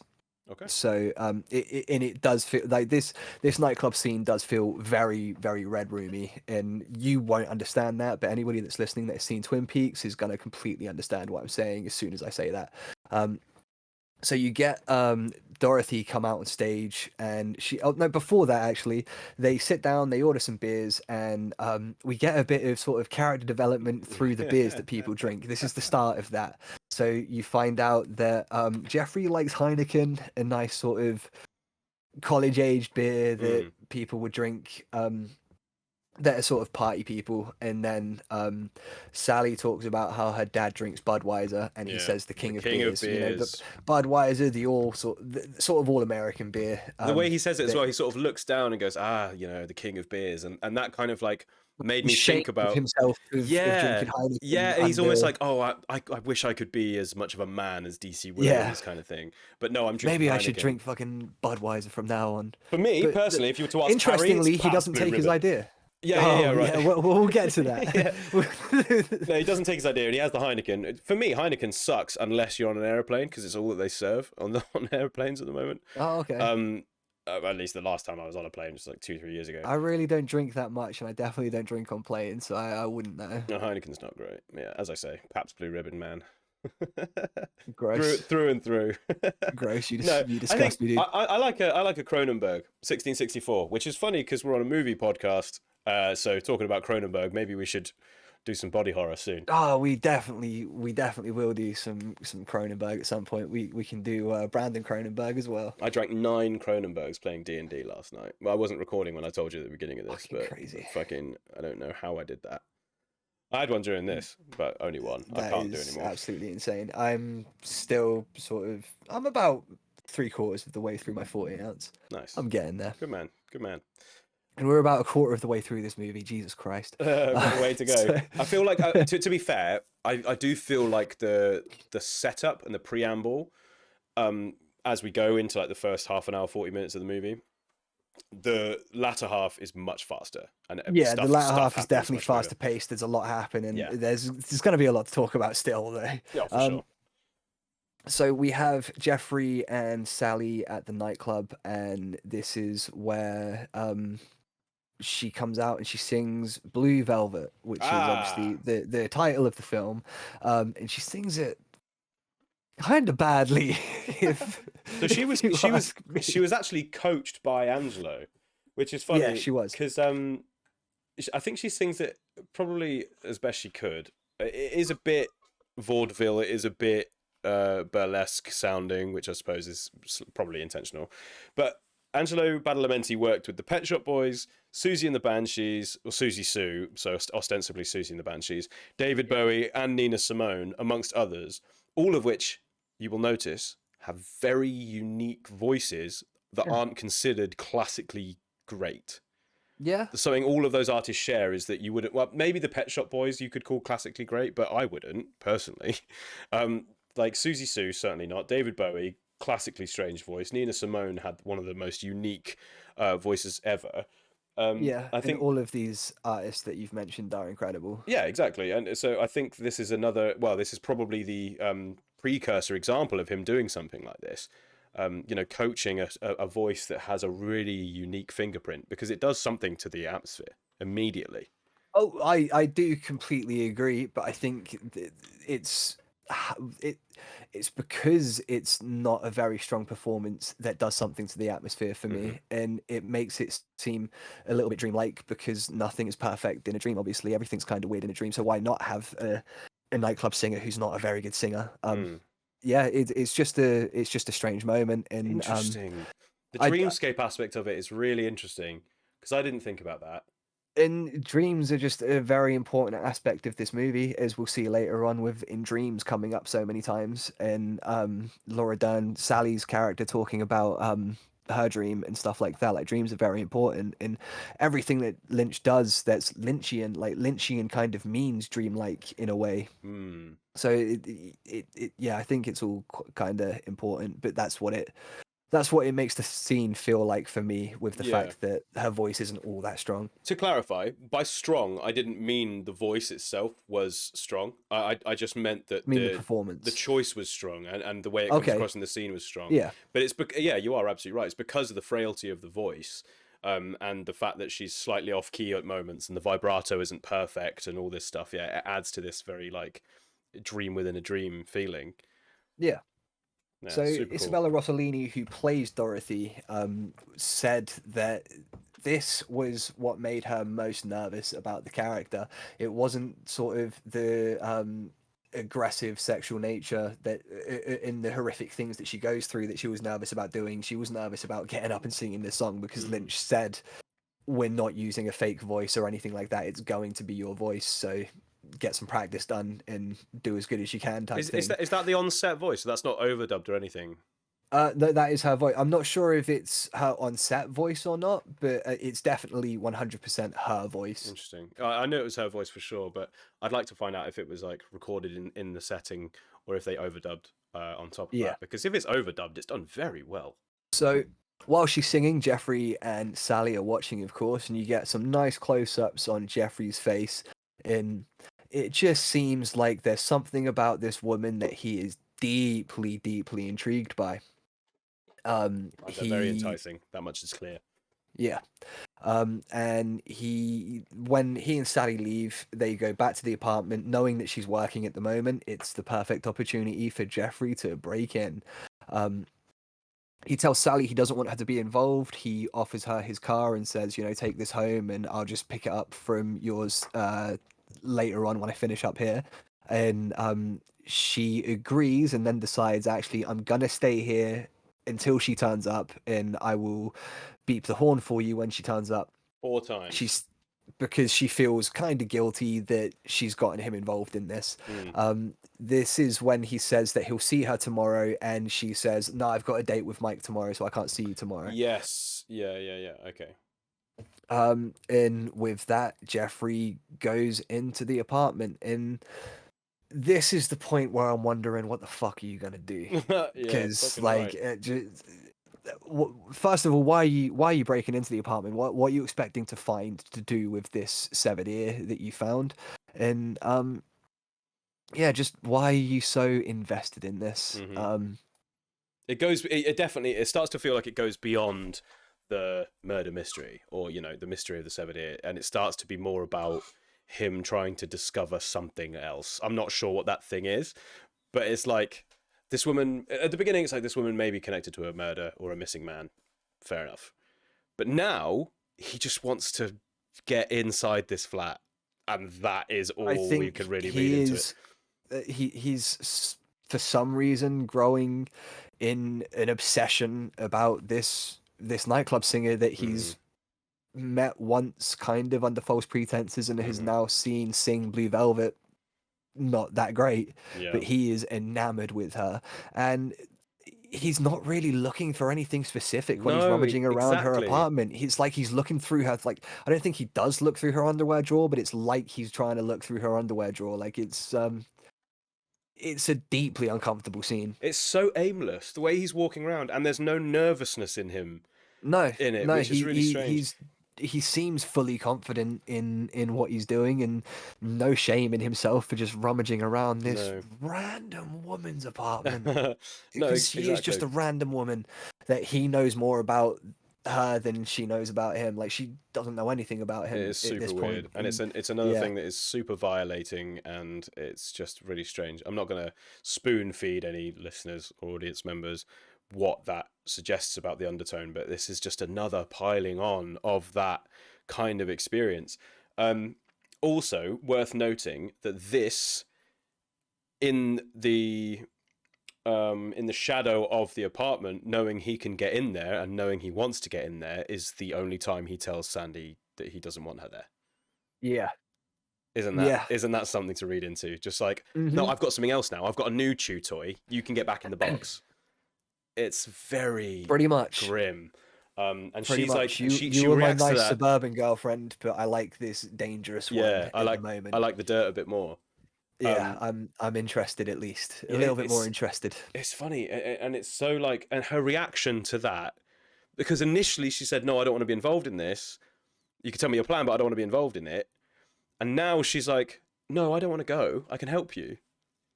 You know, the flip around in reaction based on how she's been treated up to this point. It's very, it's on the nose, but it's subtle at the same time, and it makes it feel very surreal. Yeah. Yeah, I completely agree with that. So Jeffrey needs to head off to the toilet, because that's what you do when you're Oh my breaking and God. entering. You go and use the toilet. Yeah, in my And- notes I've just put, he's pissing. Now is not the time. No, I feel like I would be able to hold it. Yeah, you'd think so. I don't even know if I'd be able to piss in that circumstance. No, I'd be way too stressed. You're right. We moved over the fact that he looks into a room and there's a cot and a little like kids spinning rotor hat thing, which adds another dimension of lost innocence to this thing, because it's like, fuck, there's a kid involved. And literally, I think that was my reaction to this, is like, Jordan, what are you doing making me watch this movie? Yeah, shit gets dark. So because Jeffrey's on the toilet, as he flushes, he doesn't hear the horns because Dorothy is back from work. She's being escorted home by somebody who doesn't come into the apartment, but Jeffrey hears her coming in and he hides in the closet. Just like Tom Cruise, he is in the closet. Yes. Yeah, we always got to come with a South Park reference. This is probably the point where I am going to say trigger warning, because this movie gets pretty gnarly from this point onwards, and I'd say that this is probably the first of at least 3 sexual assault scenes that happen throughout this movie. So Dorothy comes home and she's on her own, and she gets undressed. She's walking around almost naked for a little while, and then she gets a phone call from somebody. She says that she likes to sing Blue Velvet, and Don, it's all right, don't worry, Don, is what she says. And then she starts talking to somebody called Frank, and she says, I will be sweet, please, and hangs up the phone. From there, she pulls out a hidden photograph from underneath a sofa. She strokes it, and she just sort of cries for a moment. At this point, Jeffrey accidentally does something and makes a noise in the closet, and she hears it, but very quickly, as she looks at the closet, she looks away and plays it off nonchalantly, like she didn't hear anything. She gets up and goes to the kitchen, and she grabs a knife so she can confront Jeffrey in the closet, and she pulls him out. at this point, it gets kind of uncomfortable, Oh my God. and she starts asking him questions like, "Who is he?" And when he doesn't answer them fully honestly, he says his name's Jeffrey. She says, "Jeffrey who?" And he says, "No one." And she cuts him in the face. So he's in Yeah, she some just genuine straight danger up here. jabs him in the face, which Yeah. I thought was interesting because like no other character does something so aggressive so quickly up until this point. And they're Yeah. just talking, and she's like, "Gah!" Just gets him. It's a very cool gear change. Again, is probably the best way of describing it. Yeah, and it seems like she's kind of enjoying the fact that she has some power in this Mm, scene. yeah, And when she finds out that he saw her taking her clothes off, she demands that he starts taking his off. Um, and the lines are definitely kind of blurry here on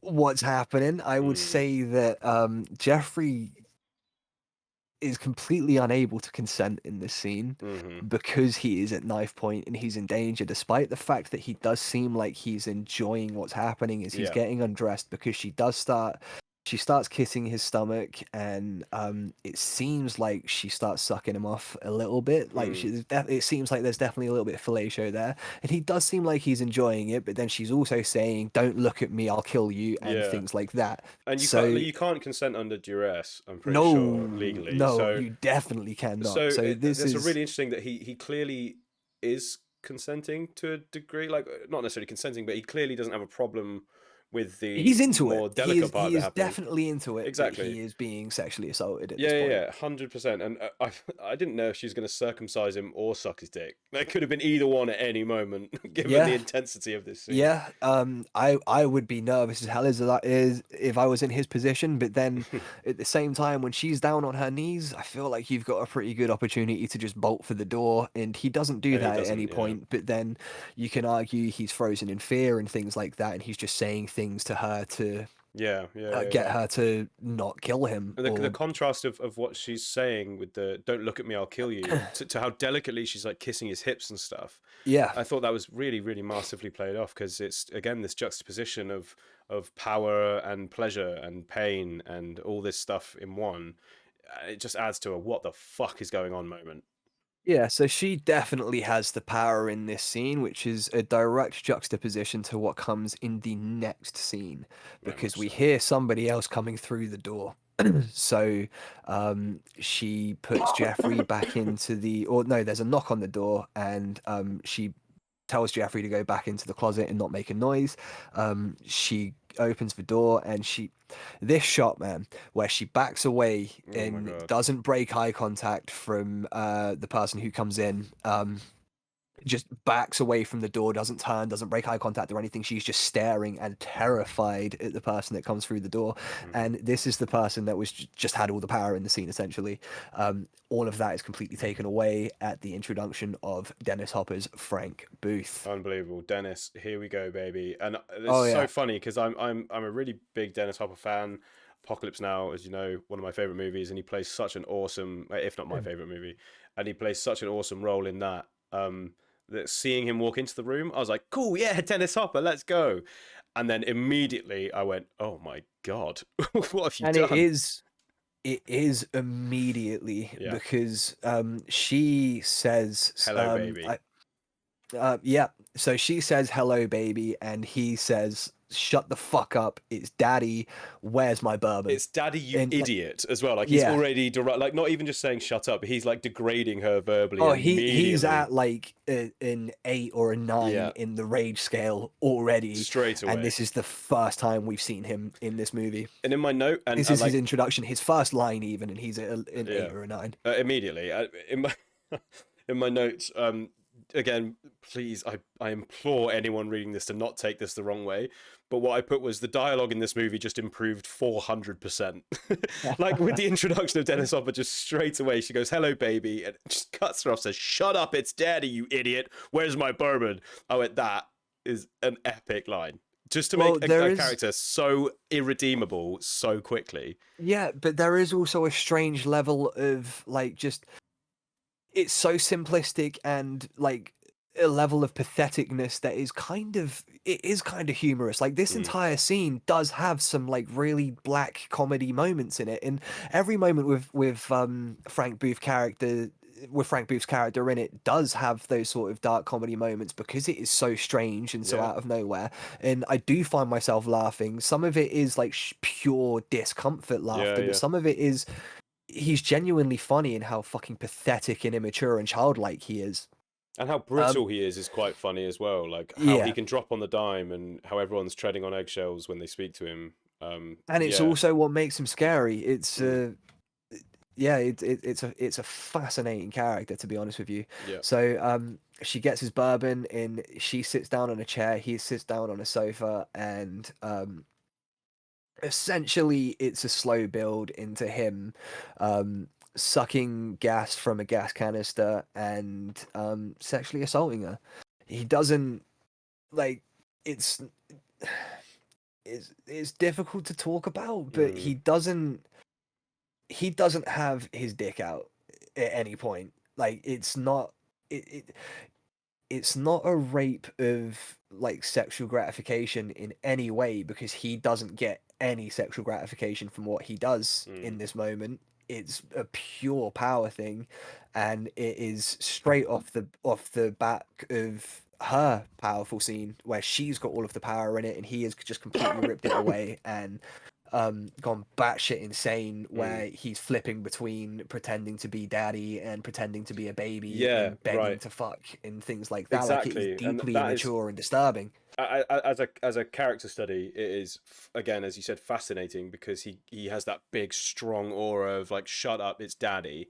And then the moment they start getting up to what they're doing, which is obviously she's sat in a chair opposite him on the couch, and she starts sort of spreading her legs and like, you know, doing what she's doing to placate him for whatever reason she's doing it for. He starts regressing. He calls her mummy, and you know, like starts saying like baby wants to fuck as well, which is like pretty objectively a funny line outside of this. Like he's literally crying saying baby wants to fuck, and then she says something or does something and he cracks her one straight in the jaw, and I was shocked. It's horrific. I had to rewind it just to make sure I hadn't missed anything, and I don't think I missed anything. There is very little reason to it. She kind of like touches him, or she looks at him.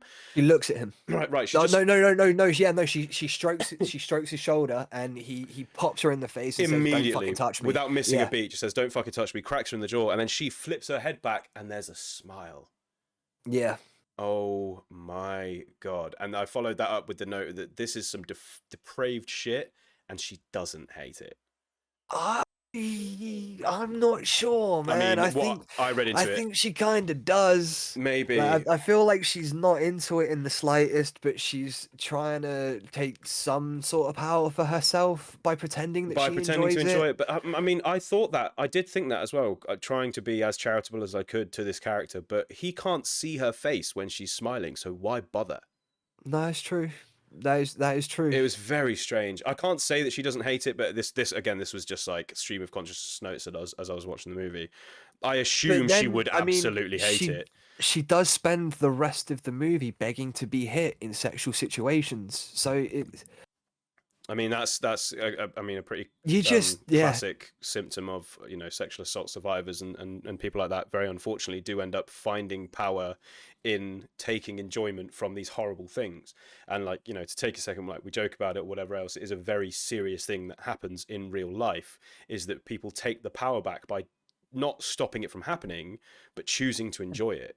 And that is fucking dark.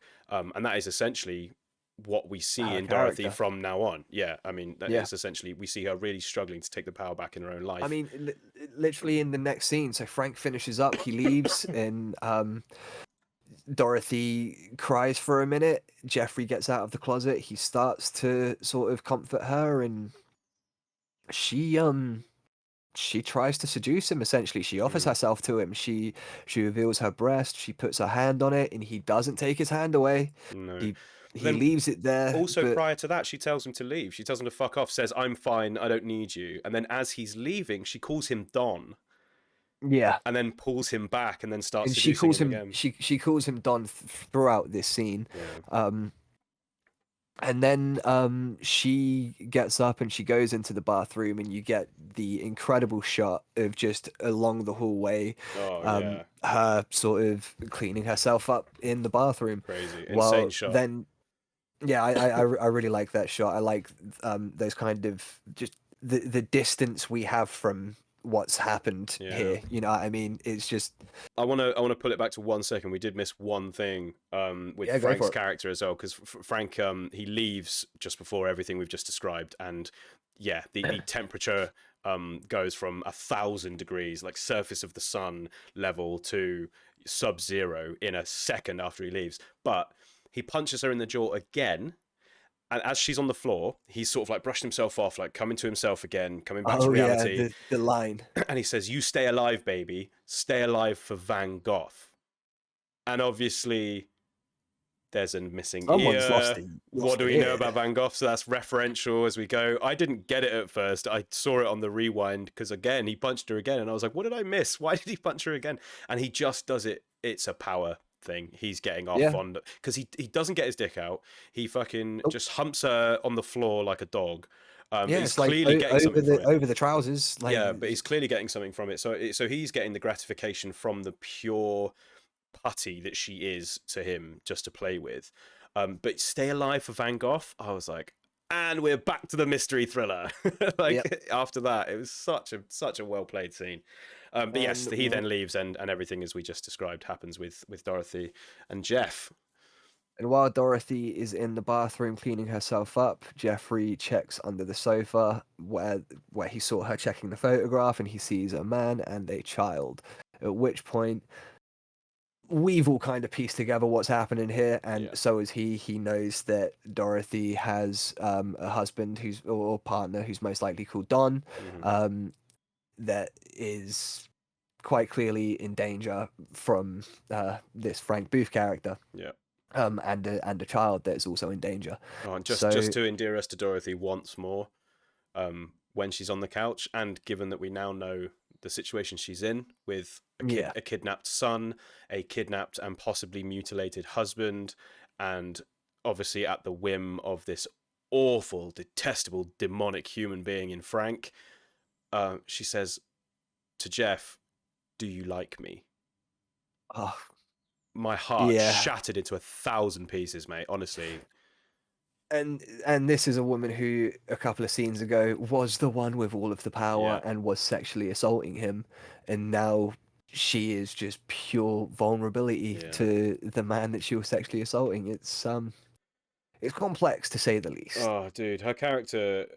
Most characters in this are just layer upon layer of intrigue and interest. You get some simpler than others, but specifically Dorothy and Frank as characters are so interesting. Yeah, I really, really hate Frank as a character, which I think is sort of redundant to say. Dorothy, whatever your feelings about her, her choice of lifestyle or the situation she's in or whatever, the "do you like me" as a reaction, and like the begging to be used, mm. dude, it's all so in keeping with the common symptoms of survivors of that kind of Because it's like experience. that's where she gets her self-worth from. Exactly that. Yeah, that was a hard watch. So from there, Jeffrey goes home, and we have our first sort of dream sequence of the movie that is actually a dream sequence, where he's having nightmares of Frank hitting Dorothy.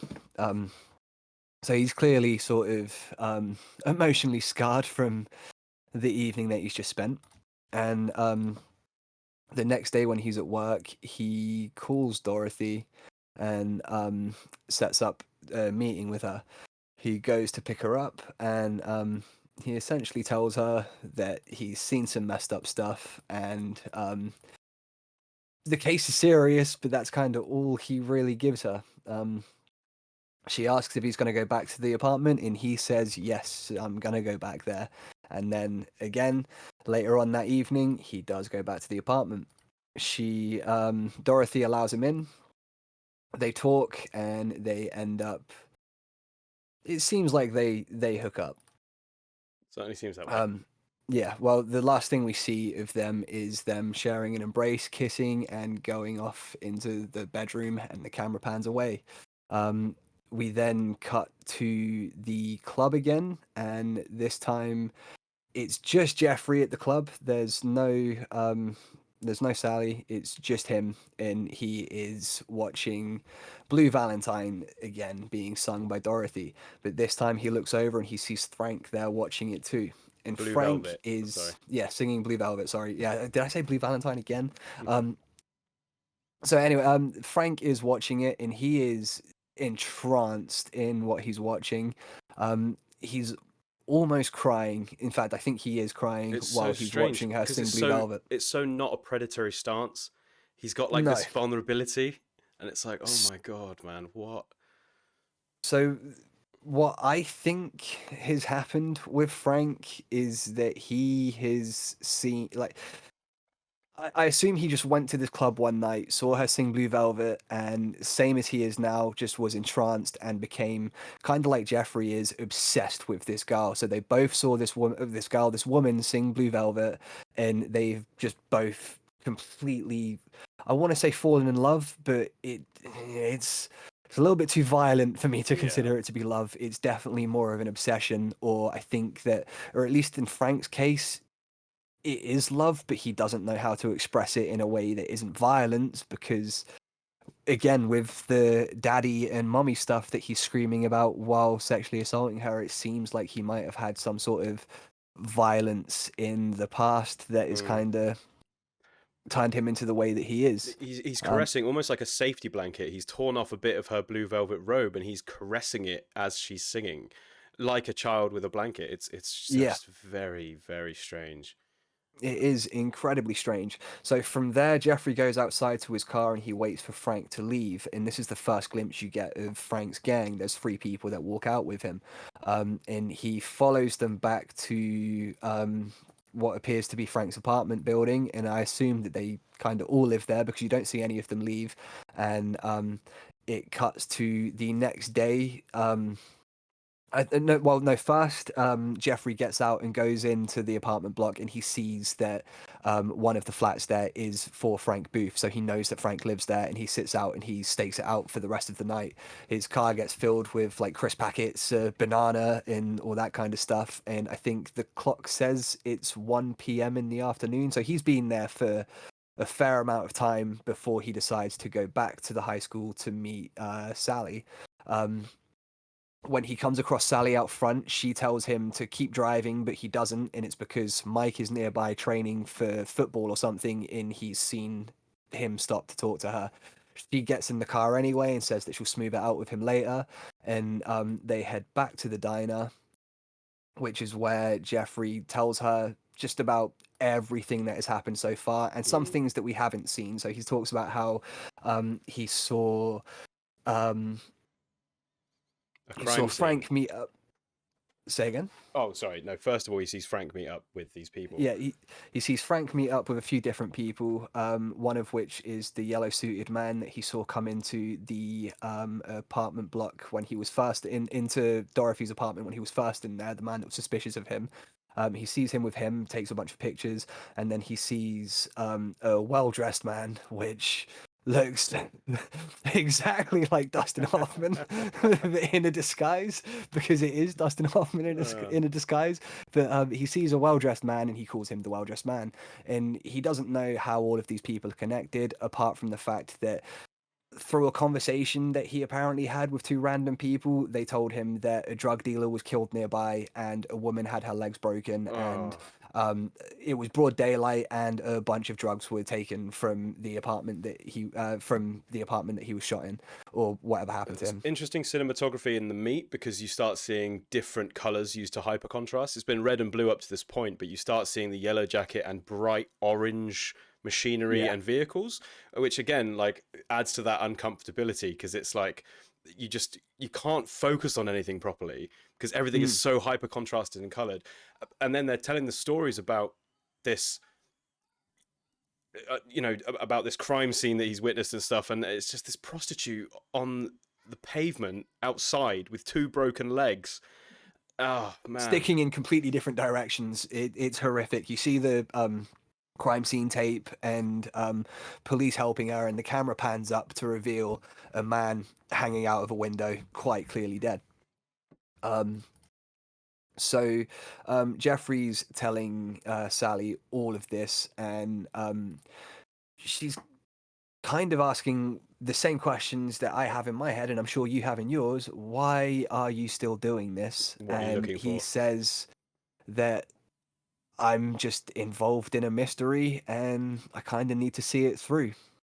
To which she says, you must love do you really love mysteries this much? And he says, yeah, you're a mystery. And he begins to kind of aggressively, or not aggressively, but kind of aggressively flirt with her, moves over to her side, gives her a kiss, and she doesn't push him away.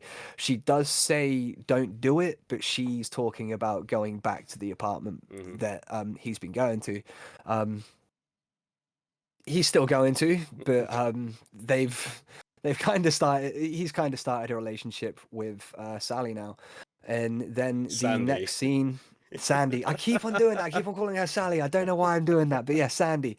Anyway, next scene again. Jeff goes back to the fucking apartment because he is just obsessed with Dorothy at this point. And this time, they 100% do have sex because it cuts to them in bed together. Yeah. And he starts telling her that she needs to try and do something about the situation she's in. He suggests going to see the police, and she freaks out for some reason. She really doesn't want the police involved in this situation. As soon as she starts freaking out, she starts demanding that he hits her. He says no, and she hits him, and he hits her back. She forces him to do that. Like, well, not forces, but like, I mean, that's the really implication. Doesn't force him, No, of course yeah, not. That was the wrong way of putting it. But yeah, the implication being that she's pushing him to do that because that's again.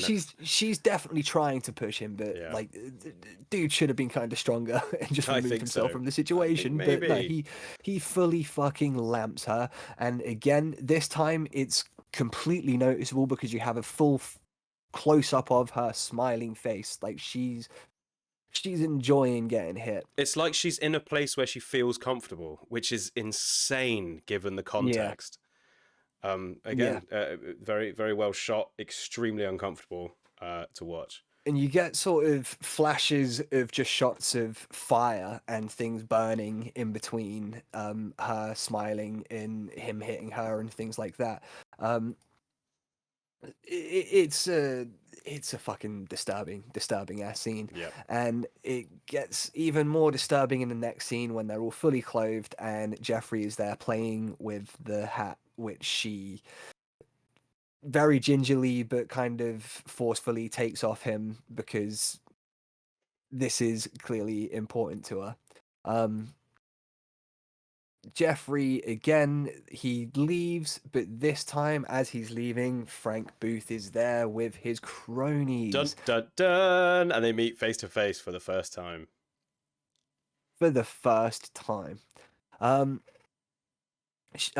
Dorothy is kind of trying to lessen the situation. She says that he's just a friend, he's just a good boy from the neighborhood, he's just a neighbor, and Frank is clearly pissed off that someone has been in this apartment.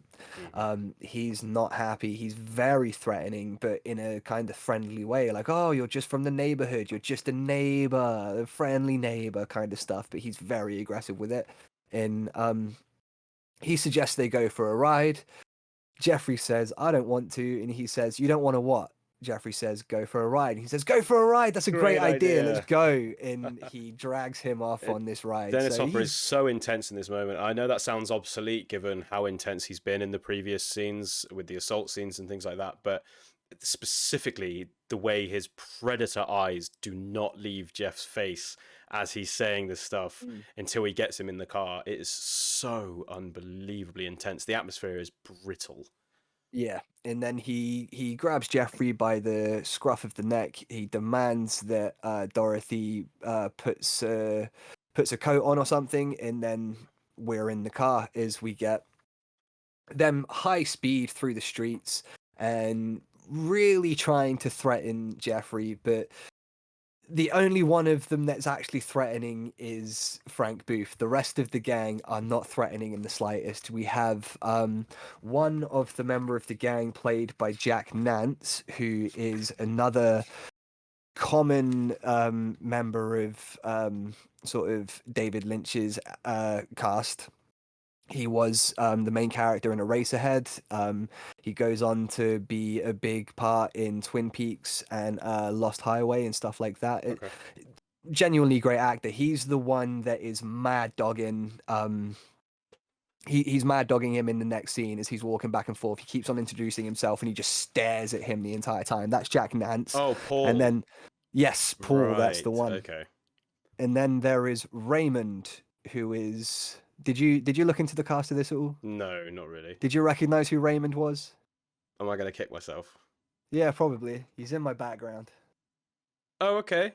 Oh, It's no Brad way! Dourif. Is it? That is Oh, Brad okay. Dourif as Raymond. Interesting. Who is very famously Chucky. He is also Grima Wormtongue in Lord of the Rings. He's Billy Bibbit in One Flew Over the Cuckoo's Nest. He is a hell of an actor. The other person in the gang, I forget what his name is, last name Hunter, and the character is called Hunter. I don't think he's really been in much other than this, realistically, but Jack Nance and Brad Dourif, instantly recognizable for me, Oh my gosh, but yeah. not threatening in the slightest, in my opinion. But I think that's kind of the point of their characters. So they go to what I assume is a brothel. They refer to it as like Pussy Paradise or Pussy Heaven or something like that. And they ask Jeffrey if he's ever been there. He says no, and they all laugh at him. And they turn up at what I would consider to be the best fucking scene of this movie. Just absolutely insane. Yeah, They batshit. turn up at this again, what I assume is a brothel. There's a creepy like fat lady mannequin that's sitting on one of the chairs, and then there's just there's a few random women dotted around this room, but there is a character called Ben here who is clearly in charge of everything. Yeah, and, he's kind of chill, but in a very not cool way. Like in a very slimy way. Yeah, but he also seems like he's a bit nervous of Frank in general. Like he doesn't. It's not obvious, but he does seem like he's just placating Frank in a way because it's easier and it's safer for him to have this guy on his side rather than and just keep him happy and just do what he wants so he doesn't fucking end up hurting you. Yeah, just survive the scene and get this guy out. It does definitely seem like that because he doesn't go off with them at the end of the scene despite the invite. And while he does go along with them, he doesn't do anything too nasty, you know what I mean? He does. Well, we'll go into it. So they bring Jeffrey in. They grab a few drinks. They ask Jeffrey what he drinks. He says Heineken, and Frank Booth says, "Fuck that, Pabst Blue Ribbon." So we have 3 different beers to represent 3 different kind of people. We've got the youth. We've got like the real kind of stand-up Americans, and then we've got Pabst Blue Ribbon because Frank Booth is white trash and he's in trouble. Degenerate, yeah. But it is such an excellent line delivery, and I don't want to sound like the Dennis Hopper stan based on this character, but it's just a testament to his acting ability that stands out as such a well delivered line. Oh yeah, it's hilarious. It's just so out of nowhere. Yeah, it really is. Which weird is kind thing of to get a lot annoyed of what this about. character is. He just suddenly rages, and it's like it just again describes the character very well. But it goes into what I think, like, because I think that this character is just.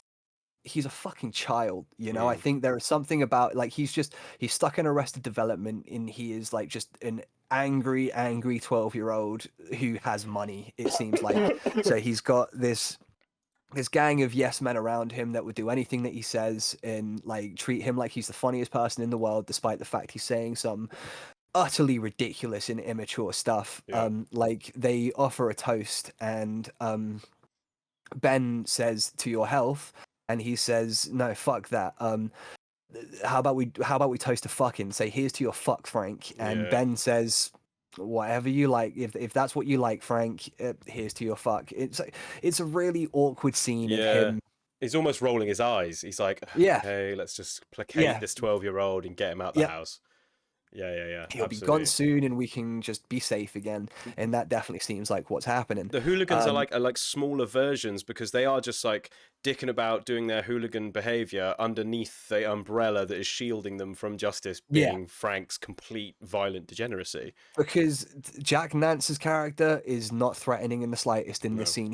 He's walking around, he's back and forth, and he is just mad dogging Jeffrey the entire time. Like it's like he doesn't take his eyes off him at all. And he introduces himself and then walks around some more and keeps staring at him. Meanwhile, Raymond is playing with his switchblade and trying to be threatening with it, but you're like weak Stephen King bully kind Yeah, of especially in compared that to the other scene. guy in the room. Yeah, It's like in it's like comparison to Frank Booth, I'm not scared of you and your knife, it's a you pack know? of dogs, and you got an Alsatian being followed around by a yappy little Chihuahua. Like Yeah, it's crazy. It's really well done. yeah. So you have all of this happening, and there's another toast where they toast to Ben, and immediately after the toast, Frank Booth punches Jeffrey in the face, and the camera's kind of static the entire time. It's in one position, but it keeps on panning left to right Yeah. as a character moves to where Jeffrey is and back to the other side of the room. And it goes on like that for a few minutes, and it's a really good, tense scene. And then Frank Booth and Ben go off somewhere to talk about some business, which Jeffrey overhears. And you hear that someone called Tom Gordon is the person that killed the drug dealer earlier on and took the drugs. And it's implied that Frank Booth is using those drugs to sell them. And they refer to him And as the Candyman clown, right? Same as the movie or the yellow. I don't know. Is that So not they yet? don't refer to him as that. He hands him a tape and says the Yes. Candyman clown. Yeah. And this is another thing that leads me to think that this is just a dude that's stuck in Arrested Development because he's a child, because this is how I would ask for a song to be played when I was a kid. put it You on. know, I don't know it's called In Dreams. I remember the first line. So can you play the Candy Colored Clown song, please, Mum? And she would put on In Dreams, you But know? you'd say please. This Yeah, guy no, fucking does it. he just demands it and hands it to him. And even throughout the scene, he's like, you want some beer? Yeah, I want some beer. 2 seconds later, where's my fucking beer? Like he doesn't give any chance. He is just a spoiled little brat that's Exactly. used to having things And immediately and everyone doing it for him because he's 100%. either rich or threatening. During the toast, both. he notices Jeff not toasting, so he goes up and punches him in the face and says, "Be polite." And there is something so darkly hilarious about seeing someone get punched in the face and then reprimanded for not being polite. Like, oh my god! And David Lynch was in hysterics during all of these scenes while filming it. He loved every second of it, and to be honest, so do I. Like it's beyond dark, it's beyond strange, it's beyond aggressive, and it's just deeply fascinating to watch. So after he gives him the tape, he says, and this is disgusting, but I'm going to quote it anyway. He says, "Let tits see the sun," or something like that. Oh my gosh! And just referring to Dorothy as tits because that's all she is to him. Let her see her kid. Oh my god! In one of the most unsettling moments of the film for me, when she goes into that room and Jeffrey stares at it, and you get the very slow pan in on that door, is she has a conversation with her son, you assume, and it's clearly not going well. She's really distressed, and she's like saying, no, Donnie, I love you. And that's kind of all you hear. She's really distressed as you get this pan in on the door, and it just makes me so uncomfortable not seeing the other side of the conversation and stuff. It just extremely uncomfortable. I wonder what's happening in there. While this is happening, Ben starts singing, lip syncing to the song In Dreams. And Jeffrey is forced to watch, and everybody just kind of stands around watching. Brad Dourif's in the background dancing with a snake, and Frank Booth is just standing there staring at Ben as he sings. And you get the shot of his side profile as he's just staring at this performance happening. And then you get a close up on him. Yep, he's singing along, and he starts to get really emotional. Like this song is hitting him right where it fucking hurts. It really didn't feel real. This whole scene felt like a dream sequence, but it's very much one you can't escape because it is real and it is happening. Yeah. And he, I guess, like realizes that he's getting sad, and you see him start switching to just pure anger, like he's trying to suppress those emotions, like he Mm-hmm. doesn't want to seem like a fucking pussy. He just wants to, I'm angry and I'm tough and I'm in charge. So Mm-hmm. he cuts the song off about halfway through and he just decides like, we're going out for a ride. Who wants to come for a fucking ride? And nobody but his gang wants to go, obviously. So he grabs Jeffrey and Dorothy, and off they go. Raymond is speaking to one of the prostitutes in the background at this point, and Frank says, "You want her? Bring her too." Come with, And yeah. off they go. He says, "It's dark, let's fuck," and then they vanish. They just vanish. They're there 1 second and then cut. They Yeah. are gone, and there's no sound effect Nope. or anything like that to signify the disappearance. They are just gone, and then you hear the car starting and take off at high speed, and then it cuts to them all inside the car. Again, it adds to the dream sequence feeling. Yeah. Like this cannot be real, and yet it so inexorably is. And the people disappearing from frame is just something that's Lynchian. He does it a lot. You'll see it again in more movies, and it happens in Twin Peaks a fair bit. Like it's something that's Lynchian. And it makes no sense to me. I don't understand why he did it. It is a really strange editing choice, but it's effective to me because it makes me deeply uncomfortable, like a lot of what he does. It's just there to give you a feeling of just general unease. So you're then in the car. You get the high speed. It's not a chase, but they're driving for high speed for no reason. And again, they're still trying to just sort of threaten Jeffrey in the back of this car. Dorothy looks back at him, and Frank just kicks off like, "What the fuck has he got to do with anything? Don't look at him." Again, another thing of like, "Don't look at me." He doesn't like being looked at. Dorothy doesn't like being looked at, but Frank doesn't like Jeffrey being looked at either. They pull up. He speeds off the road. They pull up into some random field somewhere, and we get the third sexual assault scene of the movie, essentially, where he just starts grabbing at her breasts, at Dorothy's breasts, and Jeffrey tells him to stop, and he just gives him just the evilest eyes and doesn't stop what he's doing.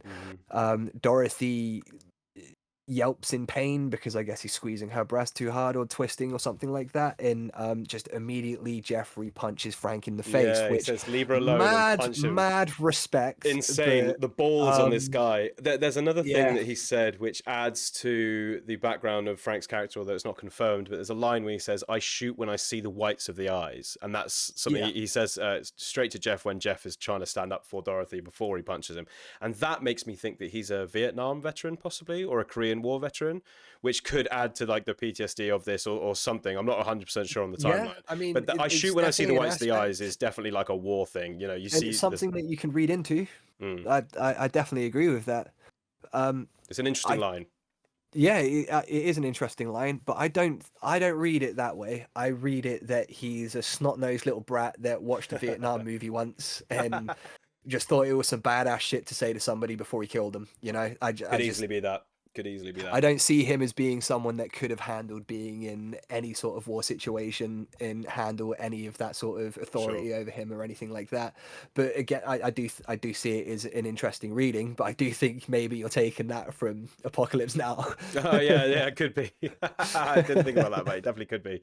I just thought it was a really interesting line, and you know how he's trying to, you know, be as threatening as possible. It does come across as bratty. For sure. Yeah, it is another moment of deep immaturity, in my opinion. So because he's been punched in the face, he is pissed off now at Jeffrey. So he has Jeffrey dragged out of the car. So Jeffrey has successfully stopped a continuation of what was about to happen to Dorothy, which is nice. But he's now in some considerable danger. But Frank does something very, very, very, very strange here. Yes. While the gang is holding Jeffrey, he grabs out some lipstick, which he very sloppily applies to his face, and he begins to kiss Jeffrey on the mouth. And all over his face, just coating just him all, just all over his face. All while listening to In Dreams. Yeah, so he's kissing him, and then he gives the tape to Jack Nance and says, "The candy-colored clown" again, and Jack Nance goes back to the car and puts the tape on. At which point, the prostitute, I'm assuming she's a prostitute that went along with Raymond, gets out of the car, gets on top of the car, and just starts slow dancing, which So is another weird. thing that you will see in Lynch movies a lot. There will just be some music that plays at some point, and someone will start dancing in a strange way. It's just It's so one of the strange. It really it's adds to just the one of the dream. dreamlike things. Yeah, Exactly, yeah. exactly that. It really adds to the idea of it being a dream or a nightmare. It- But again, because it's so real and the violence is clearly felt by these characters, it's a dream you can't escape, which is yeah, life. because they do start just viciously beating Jeffrey as the song's playing, Yeah. and they knock him out and they leave. They leave him And in what looked Jeffrey, like a gravel pit, and in my notes I put, I must have been just losing it. Yeah, yeah, yeah. In my notes I put gravel pit brackets Wu-Tang Clan coming at you. Watch your step, kid. But at least he's still alive, and I am very surprised that Frank didn't just kill him. it is weird to me that Frank doesn't do that, but there is a point in the car where Frank is taking another hit of his gas canister, and he looks at him and he says, "You're like me," and that's when he starts to assault Dorothy again. um, and there is a clear parallel between Frank and Jeffrey throughout this movie. Um, Jeffrey is definitely not anywhere near as violent as Frank is, but he is definitely kind of tempted into the darkness that Frank is a part of. It's a slow temptation, but he's definitely there, and he's definitely, he started hitting Dorothy after sleeping with her and stuff like that, and he's been obsessed with her since he saw her sing Blue Velvet, which is, in my theory, exactly the same thing that happened with Frank Booth. He saw her sing Blue Velvet and he became obsessed, and then did whatever he could to sort of have her. And Jeffrey's kind of done the exact same thing. Yeah, Jeffrey's Just torn less between. violently. Yeah, absolutely. There are those parallels. Jeffrey has that. He's now torn between these two love interest characters, which represent, to me, and probably to anyone really watching the movie, it doesn't take a psychologist or psychiatrist to understand. One of them represents purity, the other one represents just the deepest recesses of corruption, I think. And he is torn between both of those worlds. And in this scene, he is fully in the latter, Yeah. submerging it up to his ears. And it's just such an intense scene.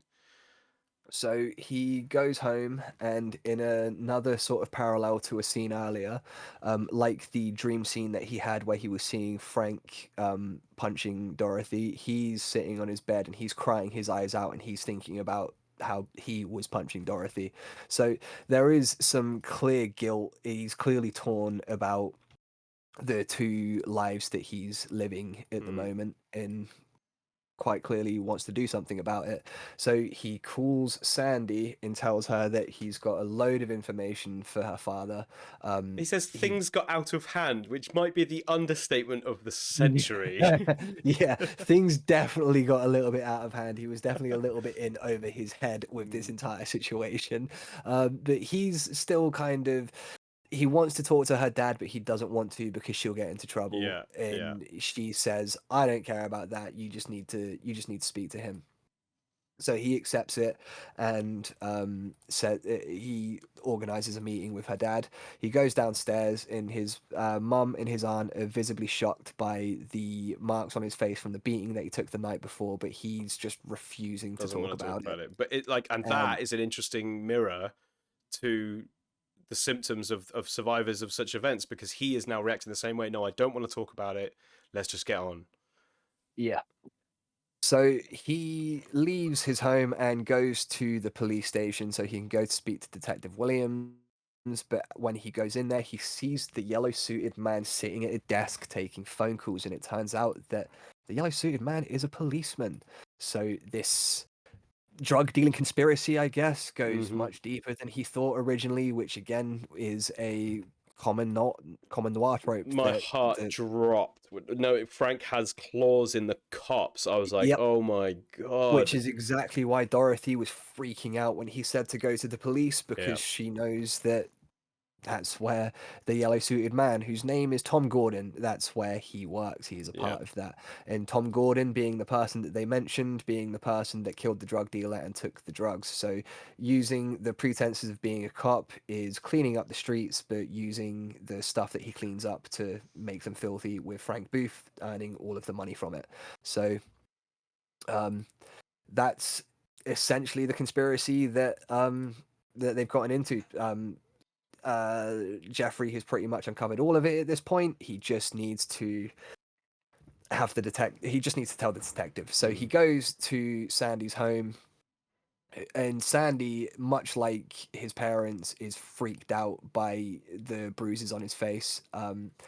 He goes to speak to the sheriff, to the detective, and he tells him about everything that's been going on. Tells him about Tom Gordon, who it turns out is his partner, and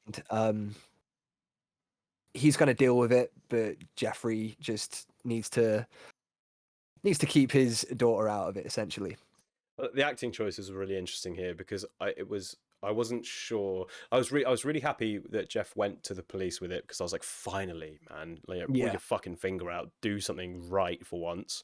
Yeah, because he's had some information for a while. He just hasn't had any proof of it, and that's been his issue. And somehow he's failed to be convinced to live the life of a degenerate. Don't know how that could have happened. He seemed to have such a great experience.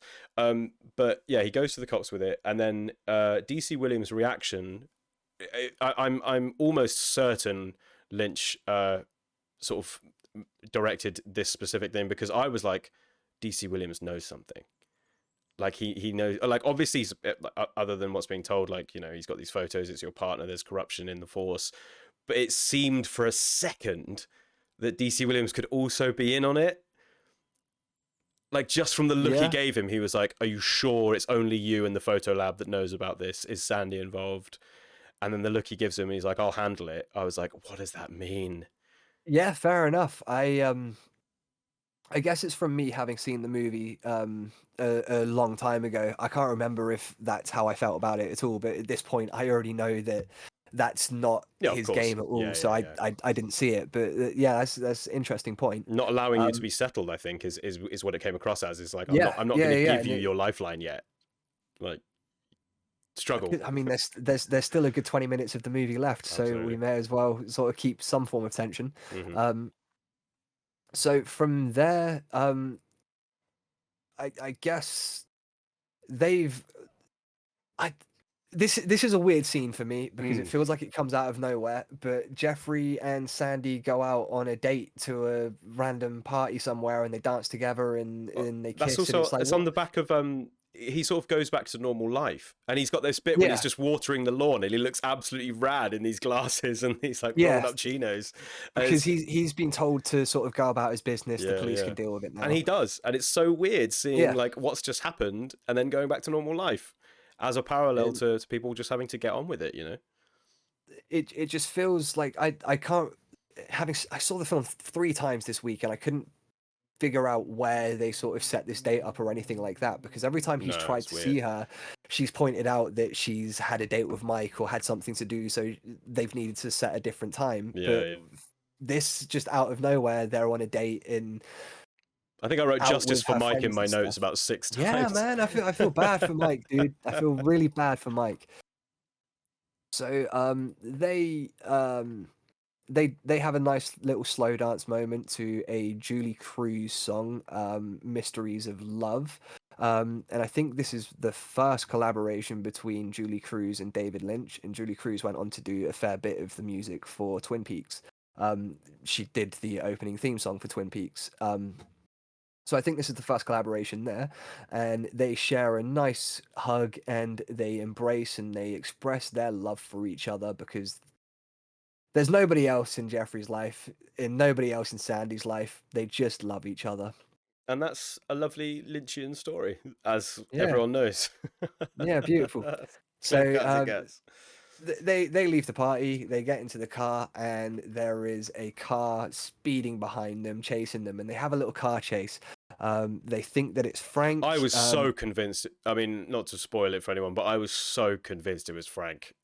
Yeah, it definitely seems like the kind of thing, and it's out of nowhere. It seems like the kind of thing Frank would do. Like, you thought you were safe, well, I'm back, motherfucker, and now's the time you die. Definitely seems like the kind of thing Frank would do. But it turns out it is Sandy's boyfriend, Mike, because naturally he's kind of pissed off that this dude has been, that his girlfriend's been sneaking around with this dude. Yeah. And he wants to fight Jeffrey. They stop in front of Jeffrey's house. I think there's an interesting moment before they realize that it's Mike. That Jeffrey's saying my dad has a gun at home. I'm gonna grab that. So he's more than willing to kill Frank He's to ready to save his fight, own yeah. ass, which is good. But a dramatic character moment, I think, that he's ready to fucking do this. It's somewhat redeeming. Obviously, it's still dark to say that you will Yeah. murder someone, but seeing that he's ready to stand up for himself and fight for his life this time around is somewhat redeeming, I think. Yeah. So they pull up at the home. Mike grabs Jeffrey out of the car, and we have easily the most unsettling moment of this movie. And this scene could be straight out of a fucking horror movie to me, and is another piece of imagery that David Lynch uses a fair bit in. Dorothy is in the background, is a slight scuffle is happening, and she is completely naked, and she's holding her arms out as if they're being held up by puppets. And it's a direct contrast to earlier on in the movie when she's got the knife and she's standing over Jeffrey. Her arms are out like she's in exactly the same way Oh, that interesting. they are now.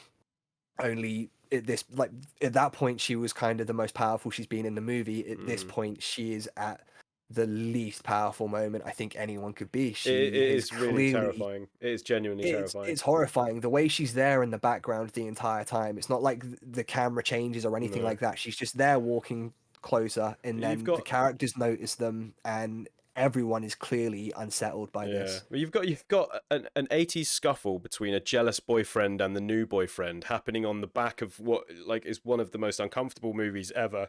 Horrifying is a great word for it. So having this moment of like teeny bopper scuffle was, an insane juxtaposition. And then you have the delivery of possibly the best line in the movie, if not perhaps Blue Ribbon, where Mike looks over to a naked, beaten Dorothy and asks Jeff, "Is that your mother?" Which is, I couldn't help myself but explode laughing because I just thought that's so unreasonable to everyone involved. I think because he's in that sort of aggressive mode, he wants to fight this guy that's done something pretty fucked up to him, realistically.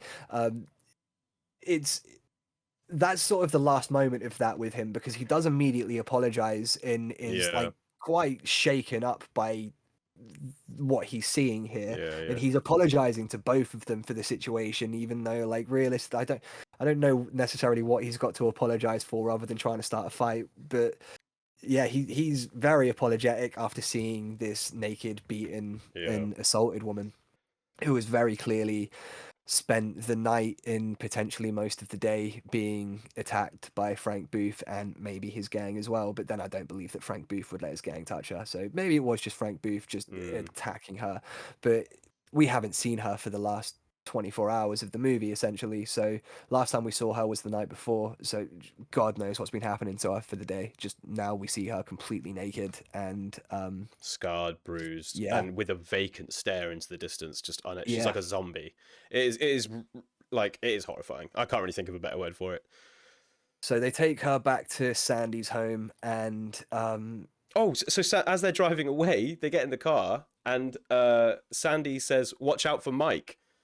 Like she still doesn't, want anything to happen to Mike, which sort of adds to the idea of her being this image of purity and wanting to care for people, which is funny because she's still a very human character. Like, if she is the image of purity, then we are all fucked as a species because she's not pure necessarily. I don't think that she's necessarily unpure. She's impure. just Yeah, maybe, but it made me think like it's not as clear cut. What Lynch has done is very human on the pure side and very demonic on the impure side. So it's not perfect, but it's human. And then you've got this other side which is just inhuman. Yeah, I can understand that. So while they are at home, again, Dorothy is still completely naked. They go back to Sandy's home, and Sandy's mother comes out and is also obviously horrified by what's happening here. They talk about how they're going to call the police, and Dorothy again freaks out about calling the police. Then she starts telling Jeffrey that she loves him, and Oh, she's his secret lover, and that he he put put his his diseases disease. in me, Oh my god. which is a disgusting, disgusting line with the idea of sexually transmitted diseases and things like that, but just Well, the fact that she equates anything like that with disease, with disease, and yeah, that's how what I was she about to go like, into, and that's how because she accepts love, is just yeah, dark, very, very dark. is just the penis is a disease in her mind, and she's had his disease in her, and Sandy is visually distraught by this news that Jeffrey, the person that maybe an hour ago Mm, confessed his love for her. yeah. But then she's been cheating on Mike as well, so she can't exactly be that angry Well, about it. that's what I mean about the lack of purity. If she is supposed to represent purity, it's clearly not comic book purity. It's Yeah. human. It's 20th century human society purity. But that the breakdown of Sandy in this scene, hats off to Laura Dern, man. She looks like a She is caricature of a sadness. hell of an actor, Yeah, man. and this Honestly, scene really showcases it. honestly, she looks like her whole world has just been destroyed in front of her. And admittedly, that is a bit of an extreme response to someone you haven't It, known that long. it But is an like, extreme response, but she's a high schooler. exactly, yeah, she's essentially still a kid, and she just looks so torn. Again, I say a caricature of sadness, but only because of how extreme that sadness is played. Yeah. And she can't help but stare at what's happening in front of her as this beaten woman is just saying my secret lover and things like that. Like, oh my gosh, and she's kissing him on the chin and on the neck and stuff. Like, oh, harrowing. And he's terrible at trying to play this off. He could have Yeah, yeah, easily just been like, I don't even know what she said. yeah, But she's been beaten. She's not thinking straight. Look, she's calling me Don. Who's Don? You know, yeah, like, yeah, he yeah. could have played this off, but he's not suave like Ben is, so he can't. I don't think anyone's suave like Ben is, to be honest. Let's be real. No, no. So an ambulance is called for Dorothy, and she's taken away in a stretcher, and presumably she's taken off to be looked after. I don't think we see her again until the final scenes of the movie. Jeffrey phones Sandy, apologizes for everything that's happened. Sandy's still deeply upset, forgives him, and tells him that she loves him still. And he says to just speak to your father and just tell him that I'm going to the apartment again.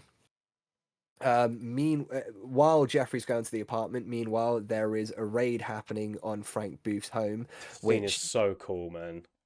Jeffrey hears about happening as he goes into the apartment.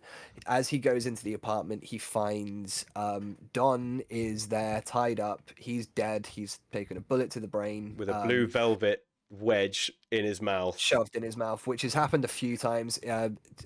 Frank Booth has it shoved in his mouth during his first introduction scene Yeah, during the sexual assault, and he shoves it into Jeffrey's mouth during the second in dream scenes where they're threatening him and beating him up after he's kissed him.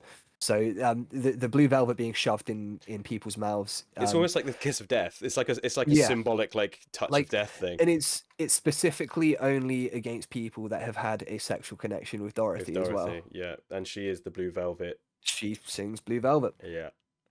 So he's dead with that in his mouth, and Tom Gordon, the yellow-suited man, is standing nearby. He's also been shot in the head, but he is still standing, very Somehow. catatonic. He's not moving. He's essentially brain dead. He is pretty much dead, but he's still standing. Just And hemorrhaging blood, and it's some of yeah, the best visual effects of the movie. It's so hard to look at. and it's really uncomfortable and really creepy. Just putting myself in that position, being shot in the head but still standing, you just wonder how much he's feeling and all that kind of stuff.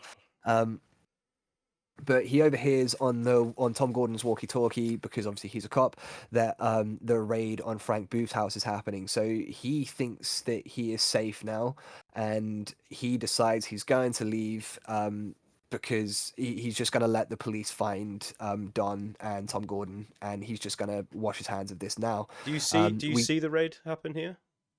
Yes, you do see the raid happen So here. I had a comment about this scene. So first of all, Yellow Jacket Gordon, as I've listed him, the radio goes off and just instinctively he like slaps the lamp. I don't really know what that was. It was a bit of a strange choice, but again, it could be a red herring or it could be just an unsettling thing, like trying to unseat you as you're watching the movie, thinking that everything's fine now, and he slaps the lamp in this sudden moment. Because it is an unsettling moment. Yeah.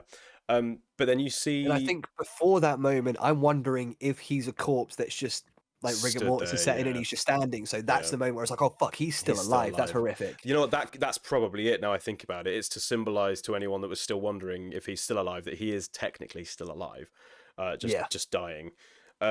So we then see a sort of very quick montage scene of DC Williams orchestrating a raid on Frank Booth's apartment, but it has no sound effects for the actual gun violence or anything like that.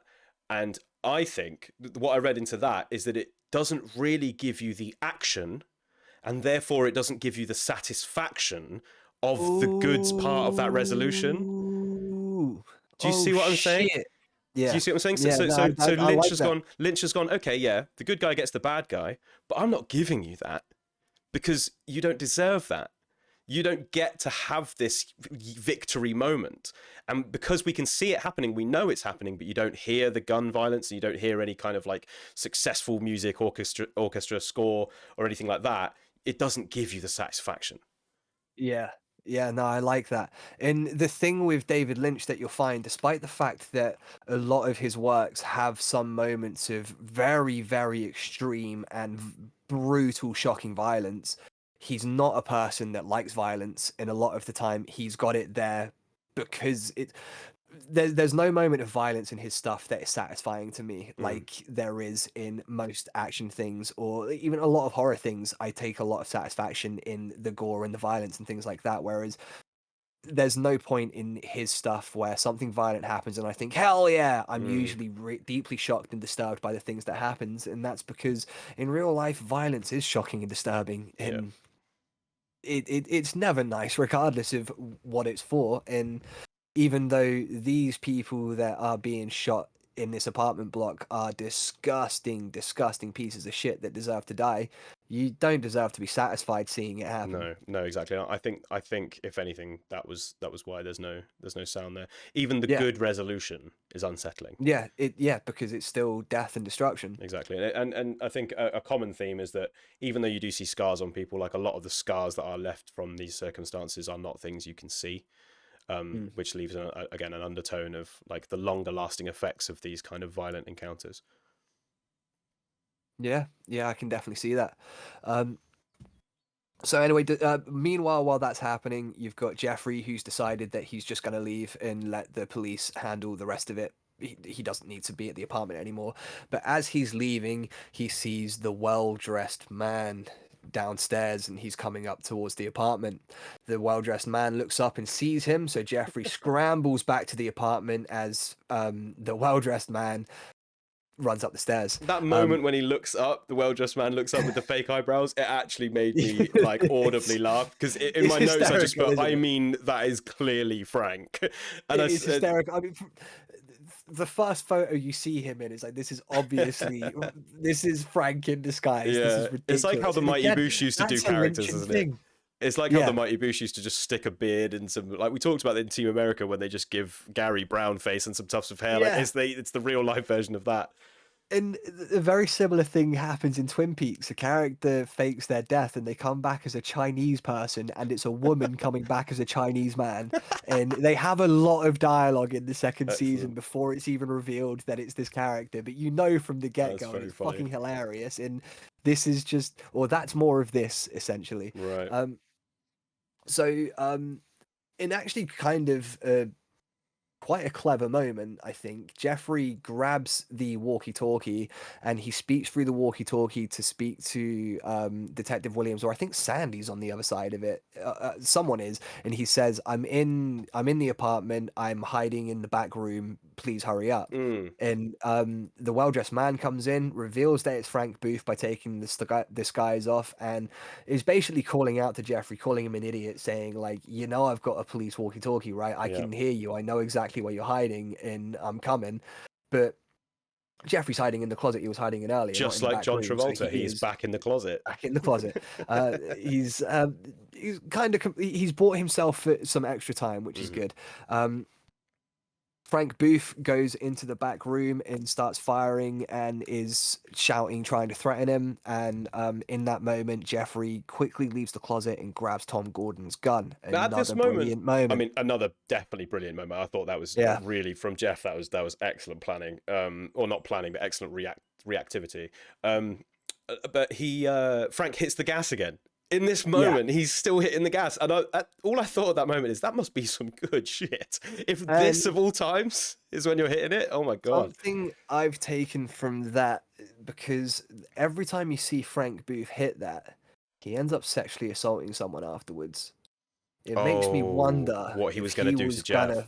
Yeah, it makes me wonder if he was gonna do some shit to Jeff I rather didn't than even just shoot make him that to death. connection. Because I don't think you see him Oh. suck on that gas without him doing that to someone. We're about so to, yeah. yeah, Fuck. yeah. So it makes you wonder. It's very much Judge Holden from Blood Meridian vibes, I think. Not one I've seen. No, it's a book. Oh, But, okay. you should definitely check that out. Cormac McCarthy. It's a fantastic book. Sounds but good. I'm pretty sure that I won't spoil it, but yeah, I won't spoil it. Anyway, All right. Jeffrey is still hiding in the closet. He's grabbed Tom Gordon's gun and is waiting for Frank Booth, who has narrowed down that that's where he is. He's creeping closer and closer, and just before he can open it, Jeffrey shoots him through the head and ends it. He finishes it. Game He over. shoots Frank Booth in the head. Frank is gone. It's a hell of a The shot. moment that happens, is when Detective Williams rushes in with Sandy, and we realize that it's all over, everything's safe, and if they were just a split second earlier, Jeffrey wouldn't have to have this blood on his hands, but here we go, Jeffrey's a killer now. Well, who's to say what would have happened? If it happened earlier, maybe Sandy would have gotten hurt. Maybe DC Williams would have gotten hurt. Yeah, that's true. Who knows? And the blood splatter and the brain splatter on the floor, I just thought for 18, what was it? 18, not 18, 18? 1986. Insane VFX for the viscera because it was very real. Oh my goodness. That looked really, really, really really good. Yeah, for want of a better word. there's a lot of like just bits in it, like lots of sort of skull matter and brain and stuff like that, and it's a very effective shot because it saves his life. Jeffrey and Sandy share an embrace and a kiss in the hallway. I thought that was a weird time to make out. I'm not gonna lie. Yeah, it's a weird moment, but they I mean, I guess he's just gone from being in the most dangerous situation he's been in to pure safety, so why not celebrate the fact that you're still alive, both of you. And then you get the reverse shot this time, where we had the zoom in the ear canal. We have the reverse shot where it's zooming out of Carl McLachlan's ear, and there is no mold because it's not a severed ear this time. It is an ear connected to a head, and he is safely in suburbia, just hanging out in the garden. Very cool symbolism that we are now out the other end of this thrill of this story. Yeah, very cool. And we see a robin who lands in a tree, and Carl McLachlan sees it. He smiles, and he goes inside to see Sandy and his aunt, and they point out the fact that the robins are here. They're eating the bugs. Aunt Dorothy says, I think her name's Aunt Dorothy. No, it's not. I forget. Aunt says, the aunt says, isn't it? I wouldn't be able to eat a bug, and we get the last version of "It's a Strange World," isn't it? Because that has been said a few times throughout the movie. And this is how the movie ends, with you seeing the very fake-looking Robin eating one of the beetles that we saw underground at the beginning of the movie, and then again, like it's in reverse from the opening. We get shots of suburbia, and Mhm. we get the same fire truck with the same person standing on it, Same waving tulips, goodbye this same time. picket fence, the whole thing. Yeah, it's a very neatly tied bow on the end of a fucking clusterfuck. But final shot, we see a young boy wearing Donnie's hat. We assume, I mean, it's definitely Donnie because he walks over to Dorothy, who embraces him. She smiles, the smile fades, and then we get our final closing credits over Oh, blue velvet drapes, just like the opening credits. yeah, So unbelievable. the movie is bookended in exactly the same way that it started. It's a really tremendous ending, and I know we've spoken about the the reluctance to give satisfaction that Lynch has throughout this whole thing, even with good resolutions. Uh, he just refuses to let you have it, and it's a weird, unsettling undertone, even in the newly discovered paradise that you have at the end. Like he's with his family and everything, but the fact that the bird is just sat there eating a bug Yeah. is weird.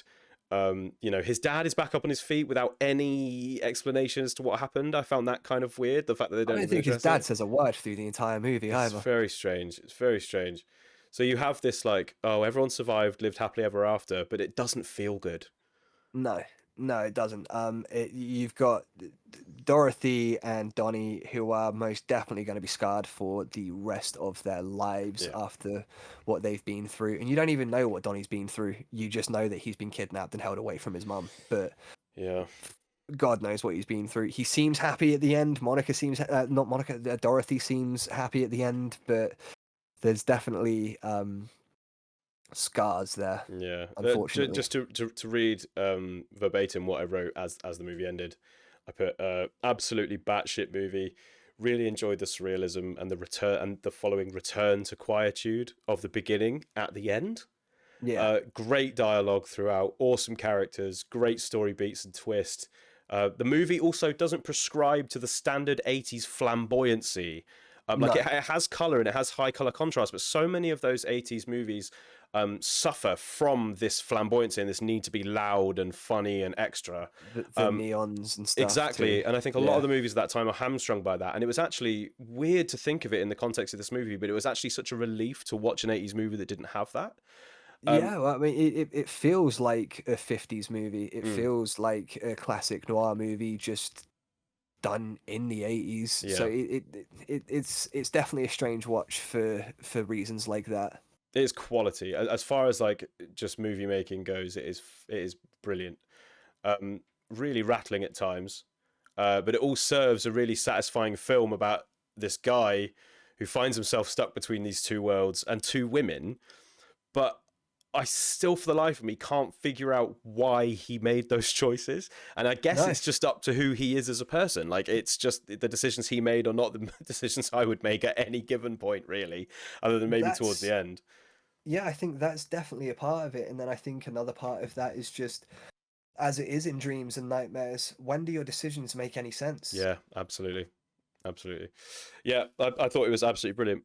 Genuinely. We're not doing like numbered out of 10 reviews on this or whatever, but I thought that was No, absolutely brilliant.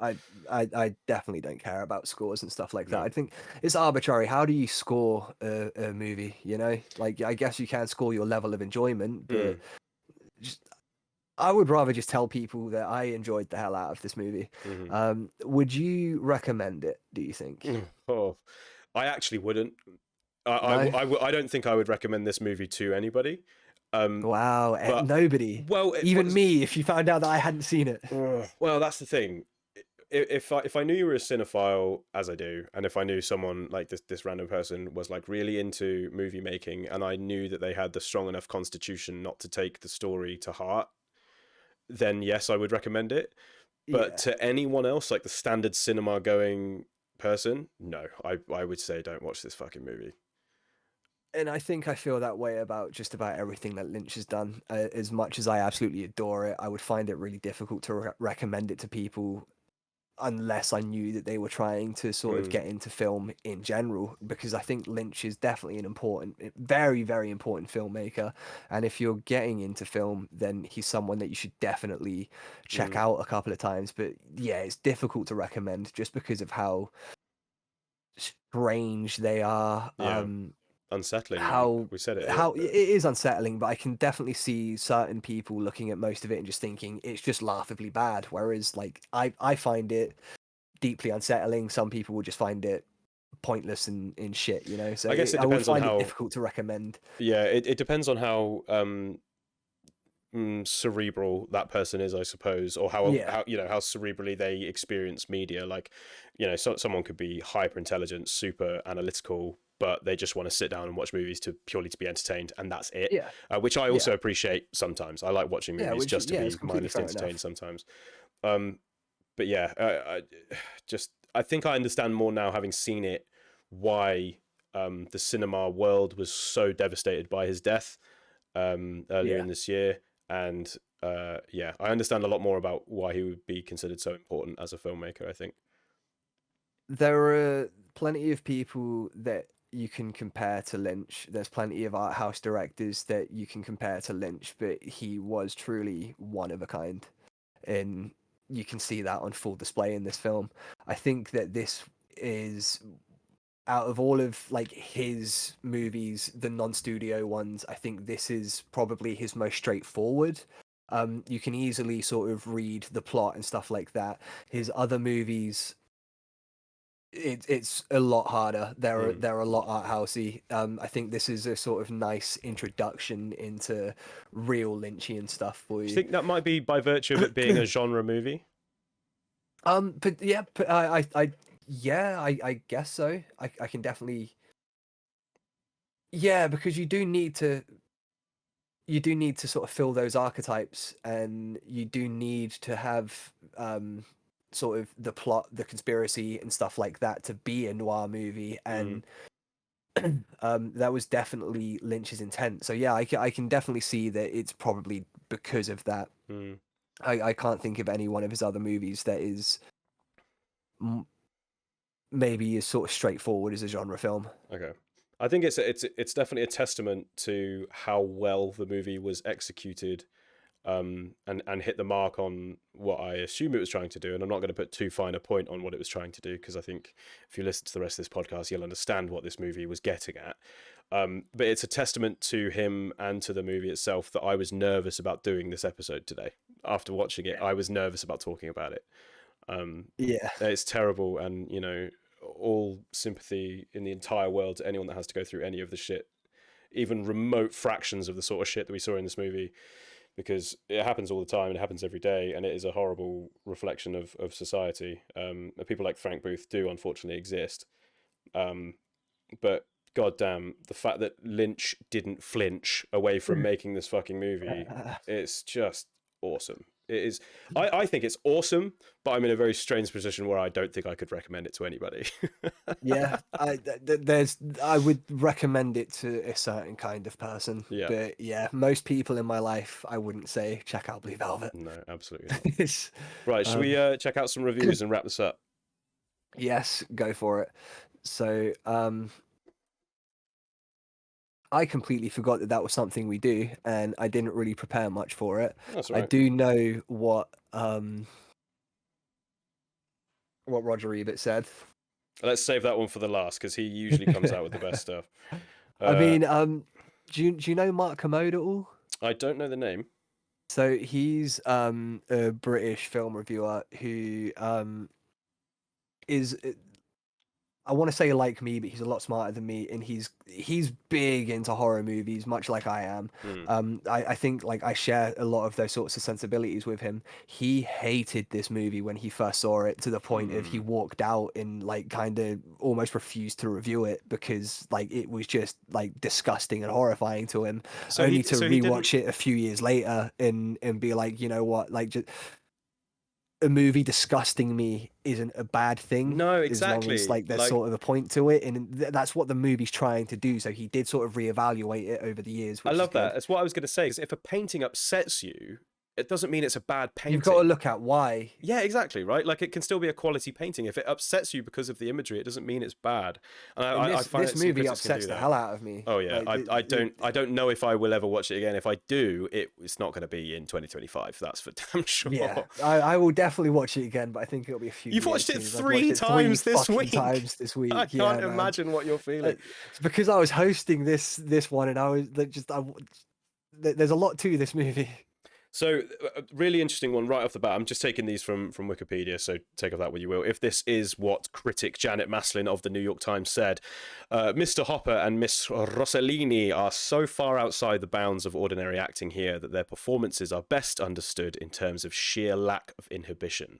Both give themselves entirely to the material, which seems to be exactly what was called for. She called it an instant cult classic, concluding that Blue Velvet is as fascinating as it is freakish. And to be honest, yeah, Completely agree. both of those characters absolutely held their part in this, and are two absolute standout highlights. Gene Siskel included Blue Velvet on his list of best films of 1986 at spot number 5. That is high. In because obviously it's Siskel and Ebert reviews. Yeah. Siskel was a big fan of it and was essentially telling Roger Ebert everything that I would say of like, you're kind of missing the point, dude. Right. I think that must happen all the time with critics. Like, they must mistake, and it did with Siskel and Ebert a lot. Yeah, I think we've mentioned this in passing, just in our conversations we have in our daily life. Like, outside of that, like, as you're saying, if the painting upsets you, it doesn't mean it's a bad painting. Like, you need to remove your emotional attachment. Your mic's cutting out at the moment. Is it? Is that better? Yeah.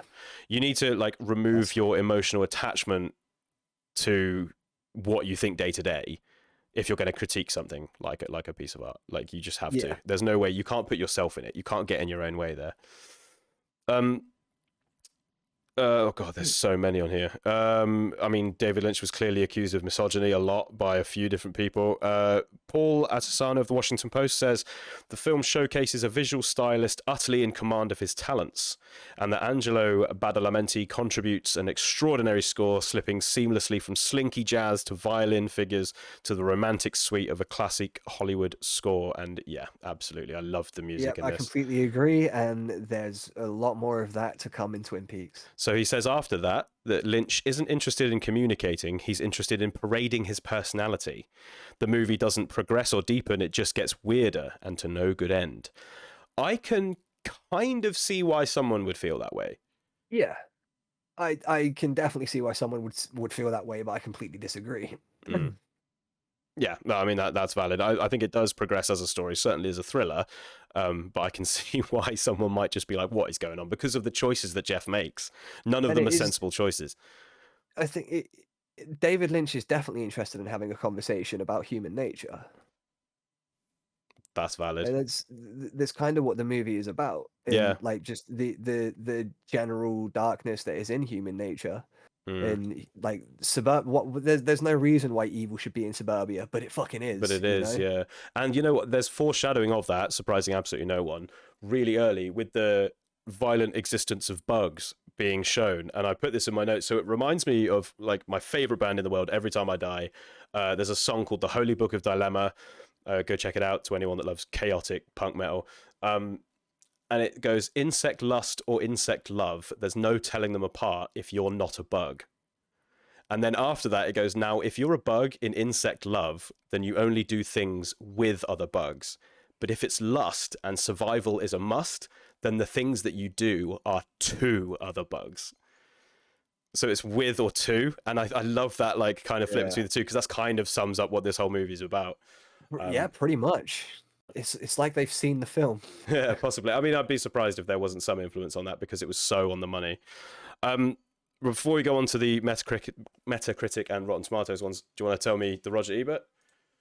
You go for it. If you've got it up, then go for it.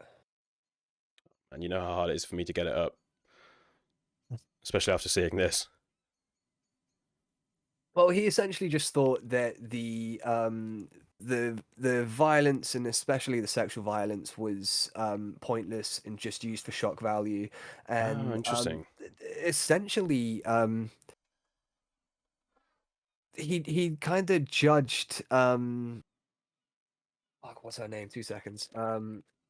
Isabella Rossellini. He kind of judged her in saying like, he feels like she shouldn't have agreed to be in the movie, kind of thing, or he thinks that Mm, David Lynch is a bad director for allowing the things that happens to her in the movie because of how kind of over the top, silly, and funny the movie can be, especially yeah, outside of the violent scenes. And like, it's moments like the chicken walk and stuff like that. He feels like the movie's got nothing to say other right. than about the violence, and I would completely disagree with that. And I feel like he's Yeah, I think I would selling disagree. Isabella Rossellini very short because I think, and as Gene Siskel says in their review video, that he thinks that he's misjudging Isabella Rossellini quite Mm. unfairly because she's smart enough to be able to see what the script is, and she's old enough to agree to what she's doing. I think it definitely makes a comment on that level of society and the sexual violence. I don't see how you can avoid the message really, because Frank No. Booth is the most detestable character possibly ever. But then I can see why a movie like this can get people's backs up like that. Mm, I can see why people can detest something like this because it is so violent and yeah. it is so shocking in Then you have it in out the of setting nowhere. of suburbia, like Suburbia where you live and stuff. Yeah, it's definitely something that I think hit quite close to home for a lot of people, and it definitely made a lot of people very uncomfortable. And some people and struggle with yeah, dealing with that when it comes yeah. to art. I think so. But I would argue that that very reaction is what shows that this piece of art really did what it was set out to do. Oh yeah, So what Roger Ebert apparently is quoted as having said is the large amount of jokey small town satire in the film made it impossible to take the theme seriously. He praised Rossellini's performance as convincing and courageous, but criticised how she was depicted in the film, accusing David Lynch of misogyny. She was degraded, slapped around, humiliated, and undressed in front of the camera. And when you ask an actress to endure those experiences, you should keep your side you of the better have bargain a better film. by Yeah. putting her in an important film. Yeah, Yeah, but I which mean, I see this as an important film, and to be fair, so do a lot of other people. yeah, it doesn't surprise me. I think David Lynch was up for a Best Director Oscar because of this movie. because of this He one. didn't get it, but no, yeah, no, he because of this one, but he obviously didn't get it. But I don't know what it was up against that year, but he That would be deserved an interesting. Oscar at some point. That would be interesting. He was nominated. Doesn't say. I wonder who won. Best Director, 1986. Winners and nominees. Oscars, Best Director, 1986. Sidney Pollack for Out of Africa. Never seen it. No, me neither. Fair enough. It better be a bloody good movie, because to be fair, I genuinely, purely for the art form, I really, really did enjoy this movie. So you go to the year after, because Out of Africa came out in '85. Best Director, 1987. William Stone, Platoon. Oh, oh, wow. Interesting. That won him the Oscar for Best Directing. Well, Oliver Stone. I mean, I like Platoon, but like, damn. It's one of my favorite war movies. Probably is my favorite war movie, to be honest. No, it's a great movie, but okay, fair enough. Right. So let's go on to the Rotten Tomatoes. The film is now widely considered a masterpiece and holds an approval score of 91%. And not that we take Which Rotten is Tomatoes too seriously, but fair fucking play. It's way higher than I would have expected it to be Yeah, for right. a movie of this level of sort of nastiness. The website's critical consensus states if audiences walk away from this subversive, surreal shocker not fully understanding the story, they may also walk away with a deeper perception of the potential of storytelling. Fair fucking play. That's just the most perfect review for a Lynch film, I think. Yeah, fair enough. And on Metacritic, which is obviously based on critics rather than general public, I believe, scored 75 out of 100, indicating generally favourable reviews over 15 critics. I think that is absolutely fair enough. That 75 out of 100 is where I would have expected the reviews to sort of be. I expect this to be in the 70s. Yeah. 91 is pretty fucking fair. That's pretty high. Yeah, I really, really thoroughly enjoyed it. I thought the cinematography was tremendous. just the whole themes and motifs throughout are so unsettling and so well executed. I don't think it undercuts itself for the setting. I actually think the setting adds to the shocking value Yeah. of the violence. But yeah, the stark contrast between bright and sunny suburban scenes, the contrast of color, the black and white, the this and that, the yin and yang, it permeates every single aspect of this movie. Yeah, the only thing that I can sort of complain about is the fact that I feel like Lincoln Street does feel so far removed from everything else, that it does take away a little bit from how dark and sort of dangerous suburbia can be, because like if you just avoid Lincoln Street, you're okay, you know, and that does take something away from it, I think. But Oh, that's other than valid. that, yeah. Totally fair. Well, I want to thank you for getting me to watch this movie, but I also kind of feel like I owe you a swift punch in the jaw. I don't really know. Okay. It I'll take it. It made me feel so I'll weird. smile too. Yeah, right. Baby wants to fuck, bro. Like, what's going on? It was a really, really strange movie. Hit me, Don. Hit me. I feel like it's one to watch for people that appreciate movie making. Maybe not one to watch if you just want to sit down and be entertained. It's a great date movie. Yeah, right. I bet. I'll be watching more Lynch, either on the podcast or just on my own time, I think, because I feel like I owe that to you and him now. I definitely understand more about. Check out Twin Peaks. Yeah, I probably should. That one's been on the radar for a long time. It's all on Amazon, I'm pretty sure, so you can just go through that. It's well worth it. Yeah. Especially if you enjoyed this, like Twin Peaks is just it feels like more of this. Like Blue Velvet is just sort of a subplot in Twin Peaks, essentially. Interesting. There's just more to it in Twin Peaks. Clearly, like a precursor to what he wanted to do later on in life, expand his artistic vision a bit more. Yeah, if you watch Twin Peaks, you'll be like the Leo DiCaprio Once Upon a Time in Hollywood meme. Oh you'll be jumping forward a whole bunch, pointing at the screen like, "Oh yeah, it's that." Yeah. Yeah, nice. Yeah, you'll be that guy. Cool. Well, I really appreciate you sitting and chatting with me with this, man. I would just like to say thank you to David Lynch for fucking making it in making a whole bunch of absolute madness for us to continue to enjoy. I can't believe this is my first experience of him making a Lynchian movie as the auteur, screenplay, director, editor, final cut. Because like I'd said, I'd seen Dune and Elephant Man, and they are not like this in any way. No, shape or form. You can see aspects of Lynch in them, but you can see that he's being withheld by the studio, and it's nice. It is as shitty as it is that Dune was a flop. It's nice that it freed him up to go back to doing this kind of stuff, because this is what his career essentially stays as after this. I think he does have one movie that is a straight story, and it is literally called The Straight Story, but everything else after Dune, from Blue Velvet onwards, is like this. It's pure Lynchian, dreamlike, nightmarish, interesting, horror adjacent stuff, which is wonderful to me. Well, and there's a whole bunch of stuff for you to watch and think about and live in your head rent free like it does mine. That's what it comes down to. If it makes you think about things, then I think it succeeded. If it gives you an emotional reaction, then I think it succeeded, twicefold. Yeah, I genuinely really enjoyed it. And it's funny about The Straight Story, it's funny about Dune freeing him up to do things, because on the background of what we've just spoken about, I don't want to say it, but everything happens for a reason. Question mark. And on that note, what are we going to do next time? Right. Well, rest in peace, Dave Lynch, as you say, and thank you for showing me exactly why he is so dearly missed. But I think in the next episode, we're going to be talking about James Cameron lowering the bar, but not really, with one of his first real big projects, right? I believe The Abyss.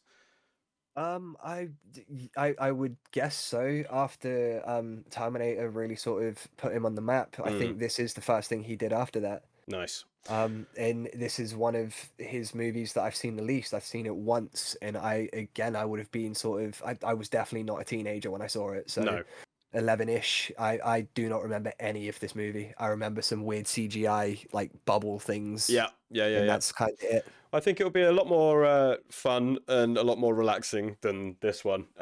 But I'm just looking forward to not hosting, so I can just sit back and talk shit this time. It's a lot easier when you're doing that. Like, this was stressful. I mean, to be honest, you picked a hell of a movie to drive for your first one. Yeah.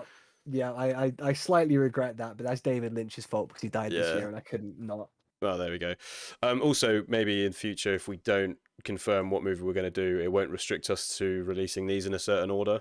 So we could always just do whatever. But yeah, fuck it. This was fun. I enjoy talking to you about movies, man. Yeah, I'm glad I got to share your first real Lynch experience. Yeah, I appreciate it. I'm going to go cry deeply. Yeah, I'm going to go masturbate deeply. Oh, well. Let's go to the movie. Bye, everyone. Movie. Bye.